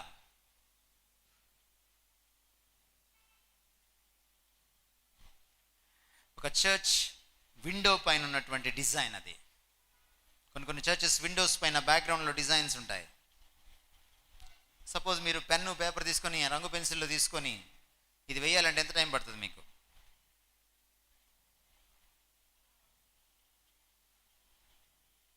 సపోజ్ రంగు పెన్సిళ్ళు, రబ్బరు, పెన్సిల్, పేపర్లు అన్నీ ఇక్కడ పెట్టేసేసి, ఫెవిక్రిల్ ఇక్కడ పెట్టేసి, ఇక్కడ చాలాసార్లు బాంబులు పేలిస్తే ఆ డిజైన్ వస్తుందా? రాదు. దాన్ని కాపీ చేసుకోవడానికే మీకు దాదాపు ఒక రోజు పడుతుంది పర్ఫెక్ట్గా చేయాలంటే. అప్పటికి కూడా గ్యారంటీ లేదు. లేదు. ఇదే ఇంత కష్టమైతే ఈ డిజైన్ చూడండి. ఈ రెండిట్లో ఏ డిజైన్ కష్టం? Right side. ఆ డిజైన్ ఏంటో తెలుసా? మీ డిఎన్ఏ. ప్రతి మనిషి జీవ కణంలో ఉన్నటువంటి డిఎన్ఏ డిజైన్ అది. దాన్ని పర్ఫెక్ట్గా కాపీ కొట్టడమే కష్టం. మరి దాన్ని సృష్టించడానికి, దీన్ని బట్టి మీకేం అర్థమవుతుంది? డిజైనర్ ఉన్నాడా లేదా? ఖచ్చితంగా ఉన్నాడు. డిఎన్ఏ గురించి మీకు మాట చెప్పాలి. చాలా సంవత్సరాల క్రితం 1600 మంది సైంటిస్టులు ప్రపంచంలో చోట చేరారు. వాళ్ళ ధ్యేయం ఏంటంటే డిఎన్ఏని స్టడీ చేయడం. డిఎన్ఏని స్టడీ చేయడానికి ఓ పెద్ద ప్రాజెక్ట్ని పెట్టుకున్నారు. 10 దేశాల నుంచి వచ్చారు, 11 యూనివర్సిటీస్ నుంచి వచ్చారు. వరల్డ్లో ఉన్న prestigious universities, top universities. 10 years కష్టపడ్డారు ఆ ప్రాజెక్ట్లో. డిఎన్ఏని 70% మాత్రమే స్టడీ చేయగలిగారు. ఎందుకంటే డిఎన్ఏలో కోడ్ లాంగ్వేజ్లో ఉంది, ATGC అనే కోడ్ లాంగ్వేజ్లో ఉంది. ఆ కోడ్ లాంగ్వేజ్ మొత్తాన్ని కానీ ఒకవేళ ఒక్క కణంలో ఉన్న ఒక్క డిఎన్ఏ ఇన్ఫర్మేషన్ని మనం కానీ ట్రాన్స్లేట్ చేస్తే ఇంగ్లీష్లోకి, ఎన్సైక్లోపీడియా బ్రిటానికా అంత పుస్తకం ఒకవేళ చేయాలనుకుంటే 20 మిలియన్ పేజీలు అవుతుంది. అంటే 2 కోట్ల పేజీలు అవుతుంది. 10 years కష్టపడితే 70% మాత్రమే చదవగలిగారు. జీనోమ్ కోడ్ ప్రాజెక్ట్ 70% మాత్రమే సక్సెస్ అయింది. నా ప్రశ్న ఏంటంటే, డిఎన్ఏని చదవడానికి 1600 టాప్ సైంటిస్టులు కావలిస్తే ప్రపంచంలో డిఎన్ఏని సృష్టించడానికి ఎంత పెద్ద సైంటిస్ట్ కావాలి?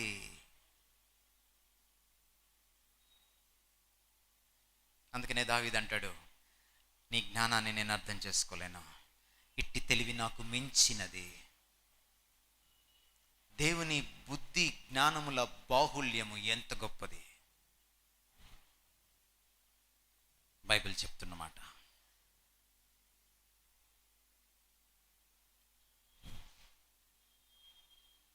Now let me go back to the first one. Now it's a GIF animation. ఇది అందరు చేయగలరా? జిఫ్ ఎవరు నేర్చుకుంటారా యానిమేషను? వాళ్ళే చేయగలరు, రైట్? నా ఎవరు లేకుండా ఇది సాధ్యమా? ఇది చూసేనే మనకి చాలా ఎక్సైటింగ్గా ఉంది కదా. ఒరిజినల్ ఎలా ఉంటుంది?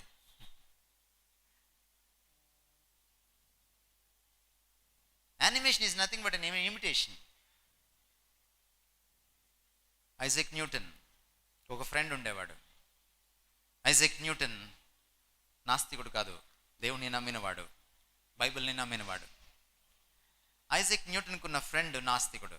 ఎప్పుడు ఐజాక్ న్యూటన్తో వాదిస్తూ ఉండేవాడు దేవుడు లేడని. ఓ రోజున యథావిధిగా ఐజాక్ న్యూటన్ని కలవడానికి వచ్చాడు. ఐజాక్ న్యూటన్ ఇంట్లో లేడు, ల్యాబ్లో ఉన్నాడు, వెళ్ళమన్నారు ఇంట్లో వాళ్ళు. ల్యాబ్లోకి వెళ్ళాడు. ఐజాక్ న్యూటన్ చాలా డీప్గా మునిగిపోయి ఎక్స్పెరిమెంట్ చేస్తున్నాడు. ఏంటని చూస్తే ఇలాంటి మోడల్ ఒకటి చూస్తూ ఉన్నాడు. ఈ మోడల్లో కేవలం మీకు భూమి ఒకటే కనపడుతుంది. ఐజాక్ న్యూటన్ ఆ రోజుల్లో తయారు చేసిన మోడల్లో నవగ్రహాలతో ఆయన ఒక మ్యాగ్నెటిక్ మోడల్ని తయారు చేశాడు. సూర్యుడు చుట్టూ అవి తిరుగుతూ ఉన్నాయి. చూసి ముగ్ధుడైపోయాడు ఈ ఫ్రెండ్. అరే ఎవరు చేశారా, ఇంత బాగుంది అన్నాడు. ఐజాక్ న్యూటన్ ఒకసారి చూశాడు వీడి వైపు, ఫ్రెండ్ వైపు.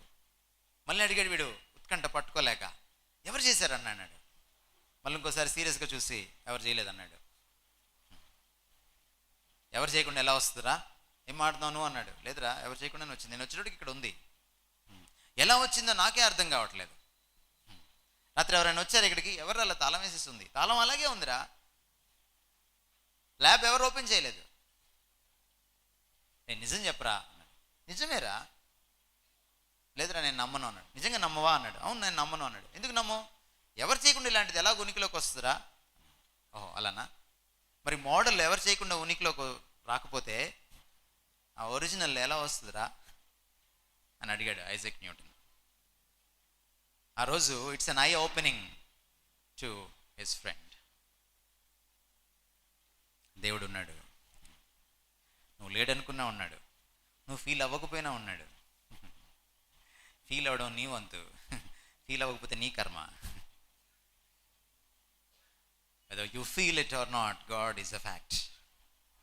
God is a fact. పాత స్లైడ్లోకి వెళ్దాం.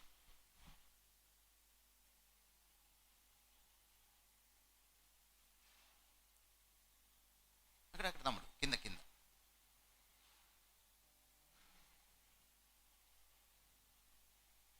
కిందకి రమ్మా. పవర్ పాయింట్ ఉంది కదా అక్కడ, కిందకి రా. అడుగు అది వదిలేసి కిందకి వచ్చే, అడుక్కమ్మా. అది నొక్కు. రైట్ పక్కది, రైట్ సైడ్. రైట్,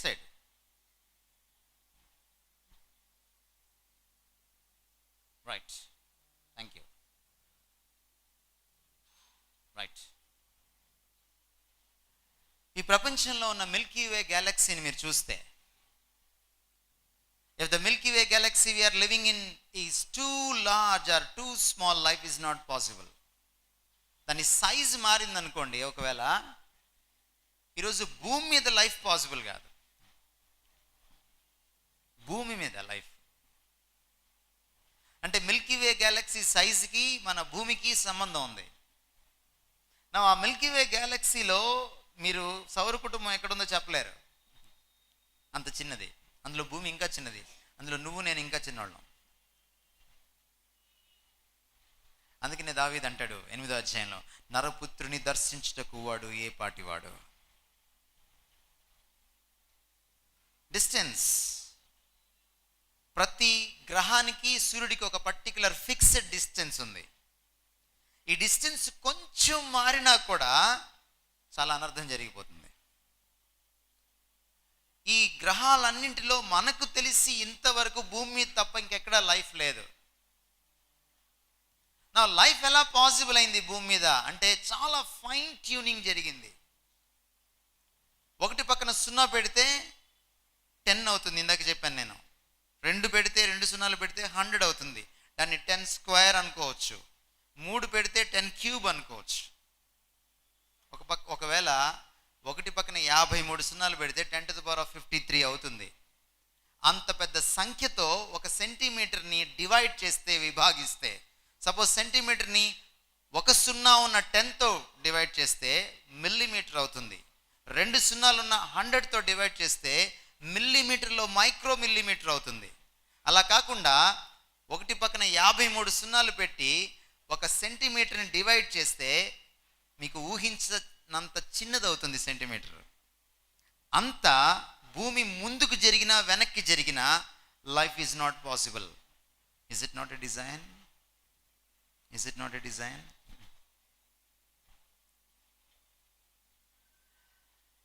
మనం పీల్చేటువంటి గాలిలో రకరకాల వాయువులు ఉంటాయి, గ్యాసెస్ ఉంటాయి. ఆక్సిజన్ ఒకటి 21% ఉంటుంది ఆక్సిజన్. ఒకవేళ ఆక్సిజన్ 25% అయిందనుకోండి, మీరు చేతులు ఇలా అంటే కాలిపోతుంది. మీరు హెయిర్ కొంచెం ఫాస్ట్గా దూకున్నారంటే బోడిగుండు అయిపోతుంది, జుట్టు తగలబడిపోతుంది. ఒకవేళ 15% అయిందనుకోండి, మీరు వెంటిలేటర్ పెట్టినా బతకరు. Design in the universe. Gravitational ఫోర్స్ను ఒకవేళ 10⁻40లో ఒక్క పార్ట్, 1% మార్చినా కూడా మనం భూమి మీద నడవలేం. ఏమవుతుందో తెలుసా? ఎర్త్ వెళ్ళి స్పేస్లోకి గుద్దుకుని జిగ్జాగ్గా స్పేస్లో పడిపోతుంది. If the universe was expanding at a rate 1 millionth more slowly than it is, the temperature on the earth would be 10,000 degrees Celsius. Universe ఈరోజు ఎక్స్పాండ్ అవుతుందని నేను ఇందాక చెప్పాను. క్యారమ్స్ కాయిన్స్ లాగా ఒకటి ప్రయాణం చేస్తున్నాయని చెప్పాను. గ్యాలక్సీస్, ఈ గ్యాలక్సీస్ యొక్క speed 1 in the millionth. 1 millionth అంటే 10 లక్షలలో 1 భాగం. అంత తక్కువ ఒకవేళ స్పీడ్ తగ్గిందనుకోండి, ఏమవుతుంది? భూమి మీద 10,000 degrees Celsius రైజ్ అయిపోతుంది టెంపరేచర్. లావా కంటే ఎక్కువ, అగ్నిపర్వతంలో లావా కంటే ఎక్కువ. అగ్నిపర్వతంలో లావా వచ్చి ఒకవేళ మీ చేయి మీద పెడితే చేయి అక్కడ కట్ అయిపోతుంది. దాని కనీసం ఇంకొక 5 times ఎక్కువ. Is there not a design?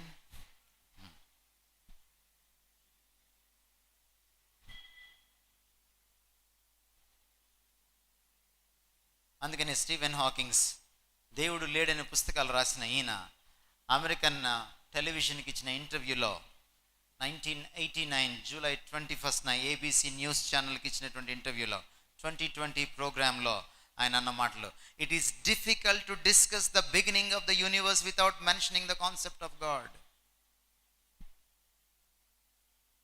విశ్వం గురించిన పుట్టు పూర్వోత్తరాల గురించి మనం మాట్లాడుకోవాలనుకుంటే దేవుడి గురించి మాట్లాడుకోవడం చాలా కష్టం.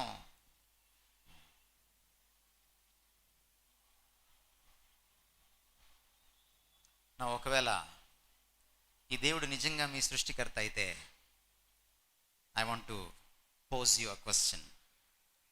నా క్వశ్చన్ ఏంటంటే, మీ లైఫ్కి ఓనర్ ఎవరు? Now it is proved that God is there. ఆయనే మన సృష్టికర్త. నా ప్రశ్న ఏంటంటే, మీ జీవితానికి ఓనర్ ఎవరు? ఒకవేళ మీ జీవితానికి ఓనర్ దేవుడైతే, నువ్వు ఎప్పుడైనా ఈ డైలాగ్ వేసావా? నా ఇష్టం, నా ఇష్టం. యంగ్స్టర్స్ అందరికీ మోటో ఏంటంటే లైఫ్లో, నా ఇష్టం. నీకెందుకు? జాగ్రత్త. అందుకనే సోలమన్ 3000 years బ్యాక్ ఏమన్నాడంటే, నా ఇష్టం అని నువ్వు జీవించవచ్చు, నో ప్రాబ్లం. నీ హృదయం ఎలా ఇష్టపడితే అలా జీవించు. నీ కన్నులు ఏది ఆశిస్తే అది, ఏది కోరుకుంటే అది చేసేయి. నా ఇష్టం అన్నట్టుగానే జీవించు. బట్ ఒక్క విషయం మాత్రం గుర్తుపెట్టుకో, వన్ డే నీ సృష్టికర్త అయినా, నీ జీవితానికి కర్త అయినా ఈయనకి నువ్వు లెక్క అప్పు చెప్పాలి. ఎందుకంటే నువ్వు నీ లైఫ్కి మేనేజరే, ఓనర్ కాదు. అందుకని నువ్వు ఆత్మహత్య చేసుకోవడానికి వీల్లేదు. ఆత్మహత్య చేసుకునే వాళ్ళకి ఒక బ్యాడ్ న్యూస్. ఇక్కడ తప్పించుకుందామని వెళ్ళిపోతారేమో మీరు, అక్కడ పట్టుకుంటాడు మిమ్మల్ని. అక్కడ ఆత్మహత్య చేసుకోలేవు, రెండోసారి ఆత్మహత్య కుదరదు. నీ ఆత్మహత్యకు నువ్వు లెక్క చెప్పాల్సిందే.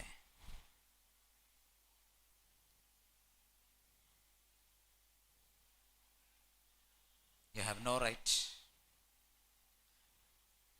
ఎందుకని ఈ రోజున భారత చట్టంలో, ప్రపంచంలో అనేకమైన చట్టాల్లో ఆత్మహత్య నేరంగా పరిగణింపబడుతోంది. ఒకవేళ పొరపాటున మీరు ఆత్మహత్య చేసుకుని పొరపాటున మీరు బతికారనుకోండి, మీ దురదృష్టం, పోలీస్ స్టేషన్కి వెళ్ళాలి. ఎందుకని? నేరం. ఎందుకు నేరం? నీకు హక్కు లేదు. You are not the owner of your life.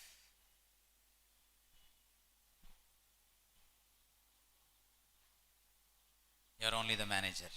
Manager పని ఏంటి?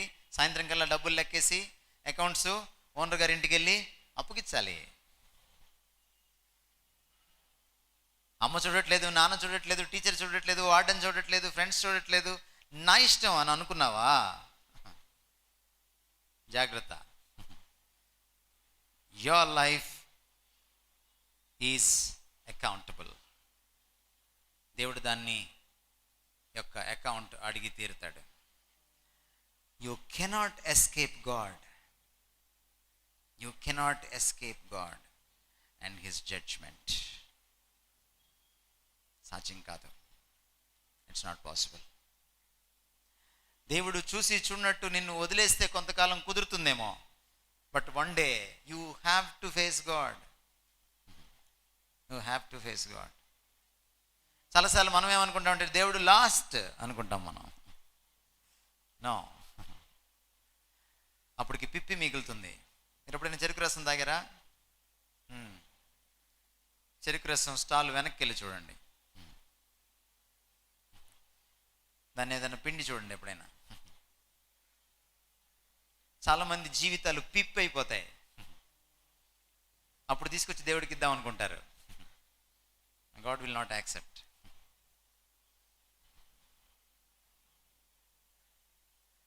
అందుకనే మనం దేవుడి వైపు తిరగాల్సిందే, ఇంకా యవ్వనంలో ఉన్నప్పుడే. బాగుంటుంది, నా ఇష్టం వచ్చినట్టుగా జీవించేటప్పుడు బాగుంటుంది, కానీ ఆ తర్వాత మ్యూజిక్ ఉంటుంది, ఆ తర్వాత స్టార్ట్ అవుతుంది. అందుకని సిఎస్ లూయిస్ ఏమంటాడంటే, నరకంలో ఒకే ఒక పాట పాడతారంట. మీరు ఇందాక చాలా పాటలు పాడారు కదా ఇక్కడ, కానీ నరకంలో ఒకే ఒక పాట పాడతారంట, నా ఇష్టం అనే పాట. I did it my way. Yesu ప్రభు చాలా అద్భుతమైన model. In every way he's my hero. ఆయన తన లైఫ్లో నా ఇష్టం అని చెప్పగలడు, బికాస్ హీఈస్ గాడ్. ఈ ప్రపంచంలో నా ఇష్టం అని చెప్పగలిగిన ఒకే ఒక దమ్మున్నవాడు గాడ్. బట్ ఆ దేవుడు మీకోసం నా కోసం ఈ లోకంలోకి వచ్చినప్పుడు, ద లాస్ట్ ప్రేయర్ గెత్సెమనేలో, నా ఇష్టం కాదు నీ ఇష్టం అని చెప్పాడు. మోడల్. నా ఇష్టం కాదు నీ ఇష్టం అని దేవుని ఇష్టానికి, తన ఇష్టాన్ని సబ్మిట్ చేశాడు. మరణాన్ని గెలిచాడు. Note this point. When you submit your will to the will of God, you can conquer the world. నీ చిత్తాన్ని దేవుని చిత్తానికి నువ్వు లోబర్చినప్పుడు, నా ఇష్టం కాదు నీ ఇష్టమైన నువ్వు సబ్మిట్ అయినప్పుడు, you can conquer the world. ప్రపంచాన్ని జయించవచ్చు. లేదు నా ఇష్టం అని చెప్పి మీరు అనుకోండి, మిమ్మల్ని మీరు కూడా జయించుకోలేరు ఒక రోజున. నా ఇష్టం అని సిగరెట్ తాగండి, మానేయలేరు. అందుకని శ్రీశ్రీ అన్నాడు, సిగరెట్ మానేయడం చాలా తేలిక, ఎందుకంటే నేను చాలాసార్లు మానేశాను అన్నాడు. You can't.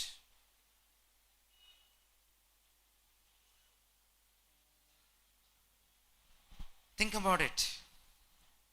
మీరు లంచ్కి వెళ్ళకముందు, లంచ్కి వెళ్ళిన తర్వాత, మళ్ళీ తిరిగి వచ్చేదాకా థింక్ అబౌట్ దిస్ గాడ్.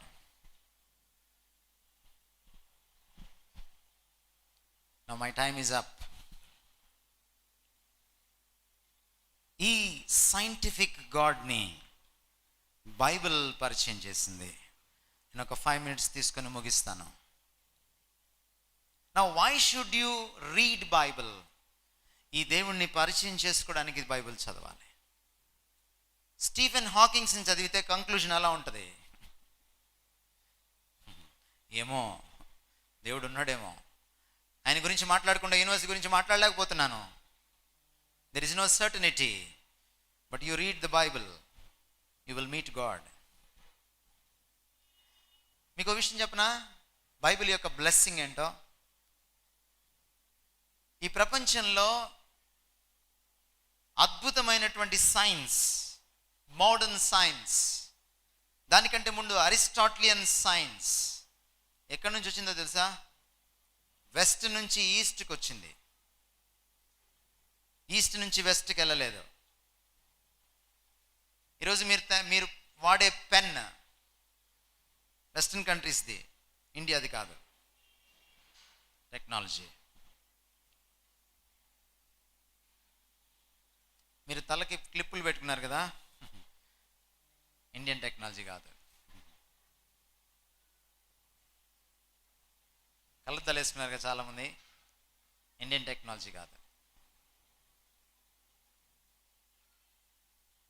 మీకు పళ్ళు ఎత్తుగా ఉంటే క్లిప్లు వేయించుకుంటారు కదా, ఇండియన్ టెక్నాలజీ కానే కాదు. చేతికి వాచ్ పెట్టుకున్నారు కదా, ఇండియన్ టెక్నాలజీ కాదు.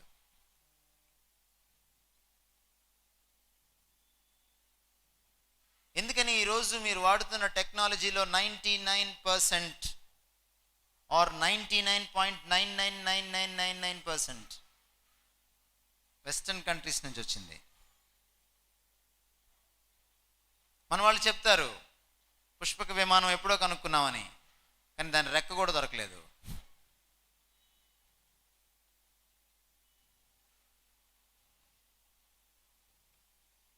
ఎందుకని? ఎవరెస్ట్ ఎక్కడుంది? ఎక్కడుంది ఎవరెస్ట్?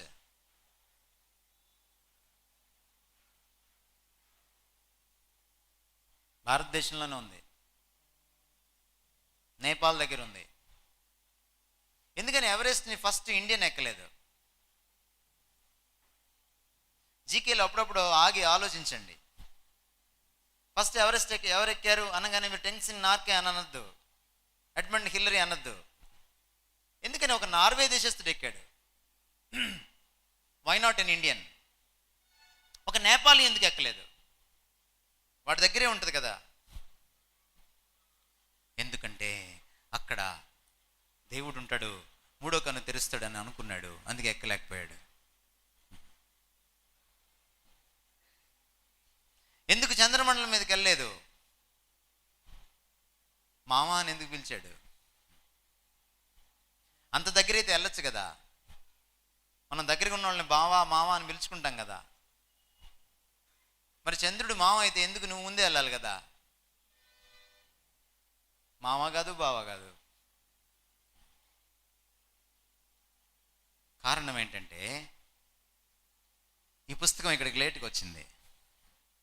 అదే కారణం. వచ్చే సమయానికి ప్రకృతిని పూజిస్తూ ఉన్నాం, అందుకని మనం ప్రకృతిని జయించలేకపోయాం.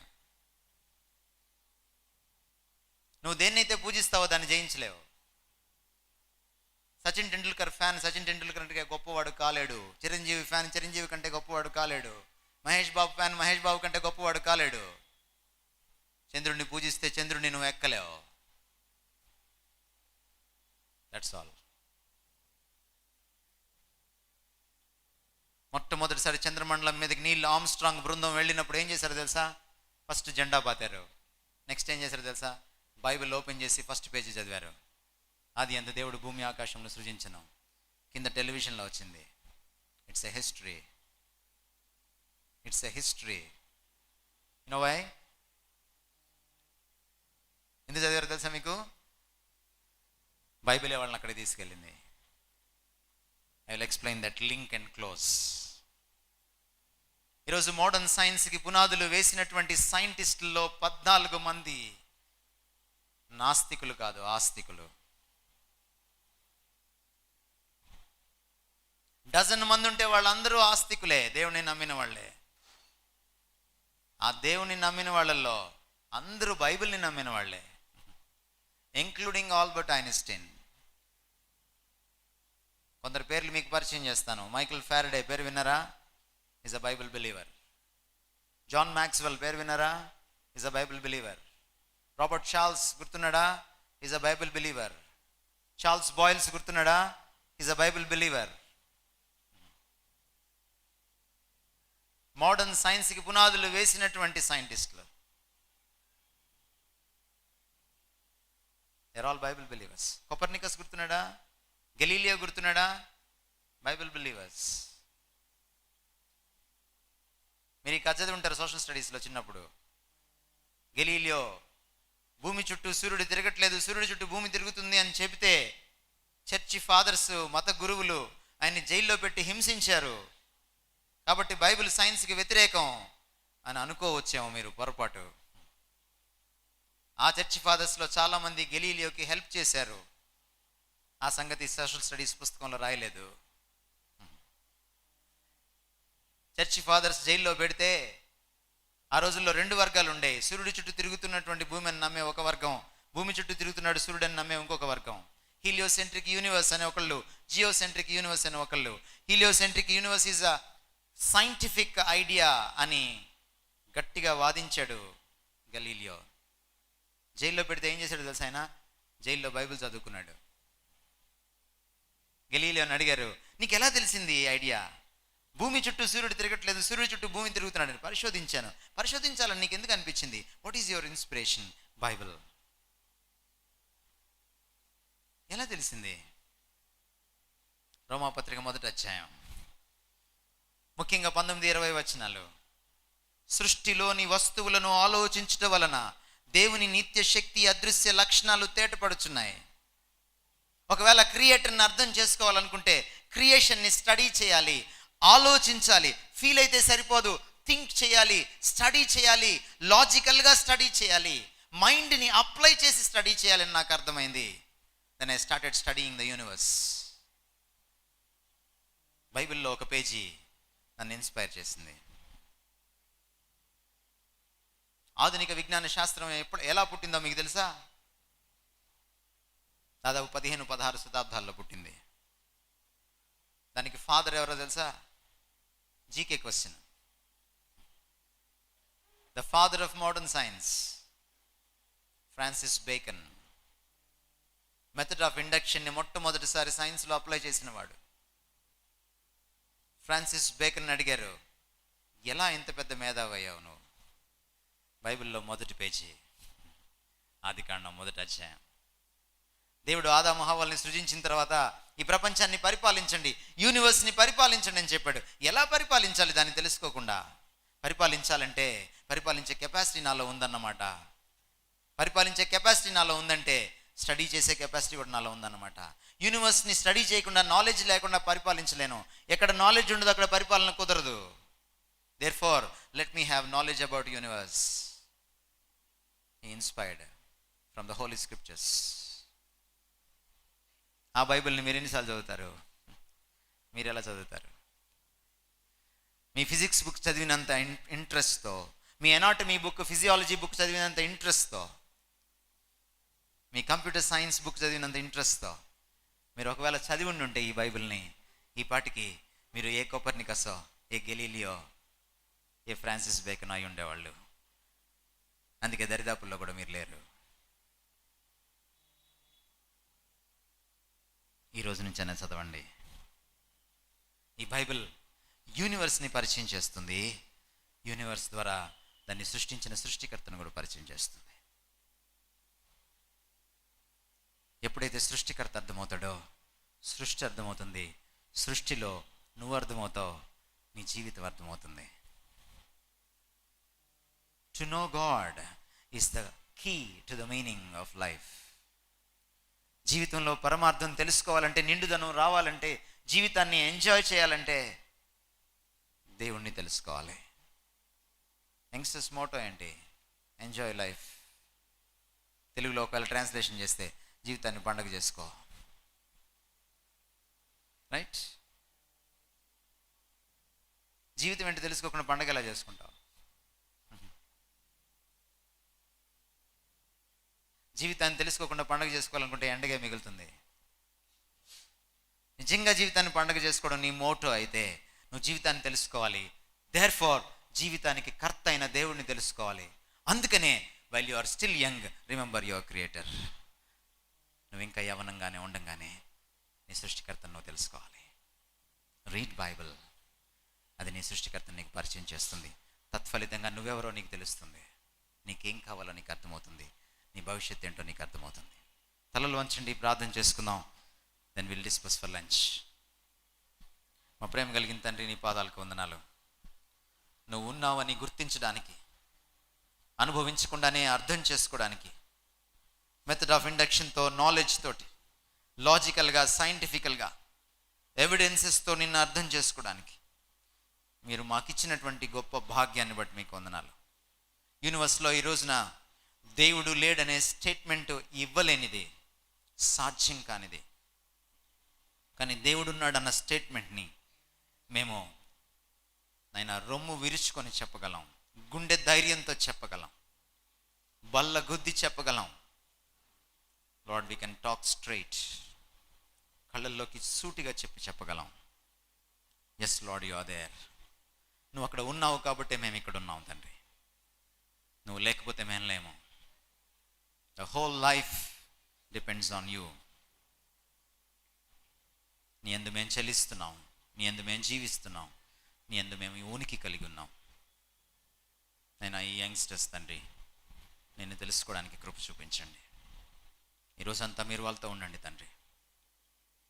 విసుగు విరామం లేకుండా నీ గురించి ఆలోచన చేయడానికి, అధ్యయనం చేయడానికి, లోతుగా ఆలోచించడానికి, పరిశీలన చేయడానికి, పరిశోధించడానికి కృప చూపించండి.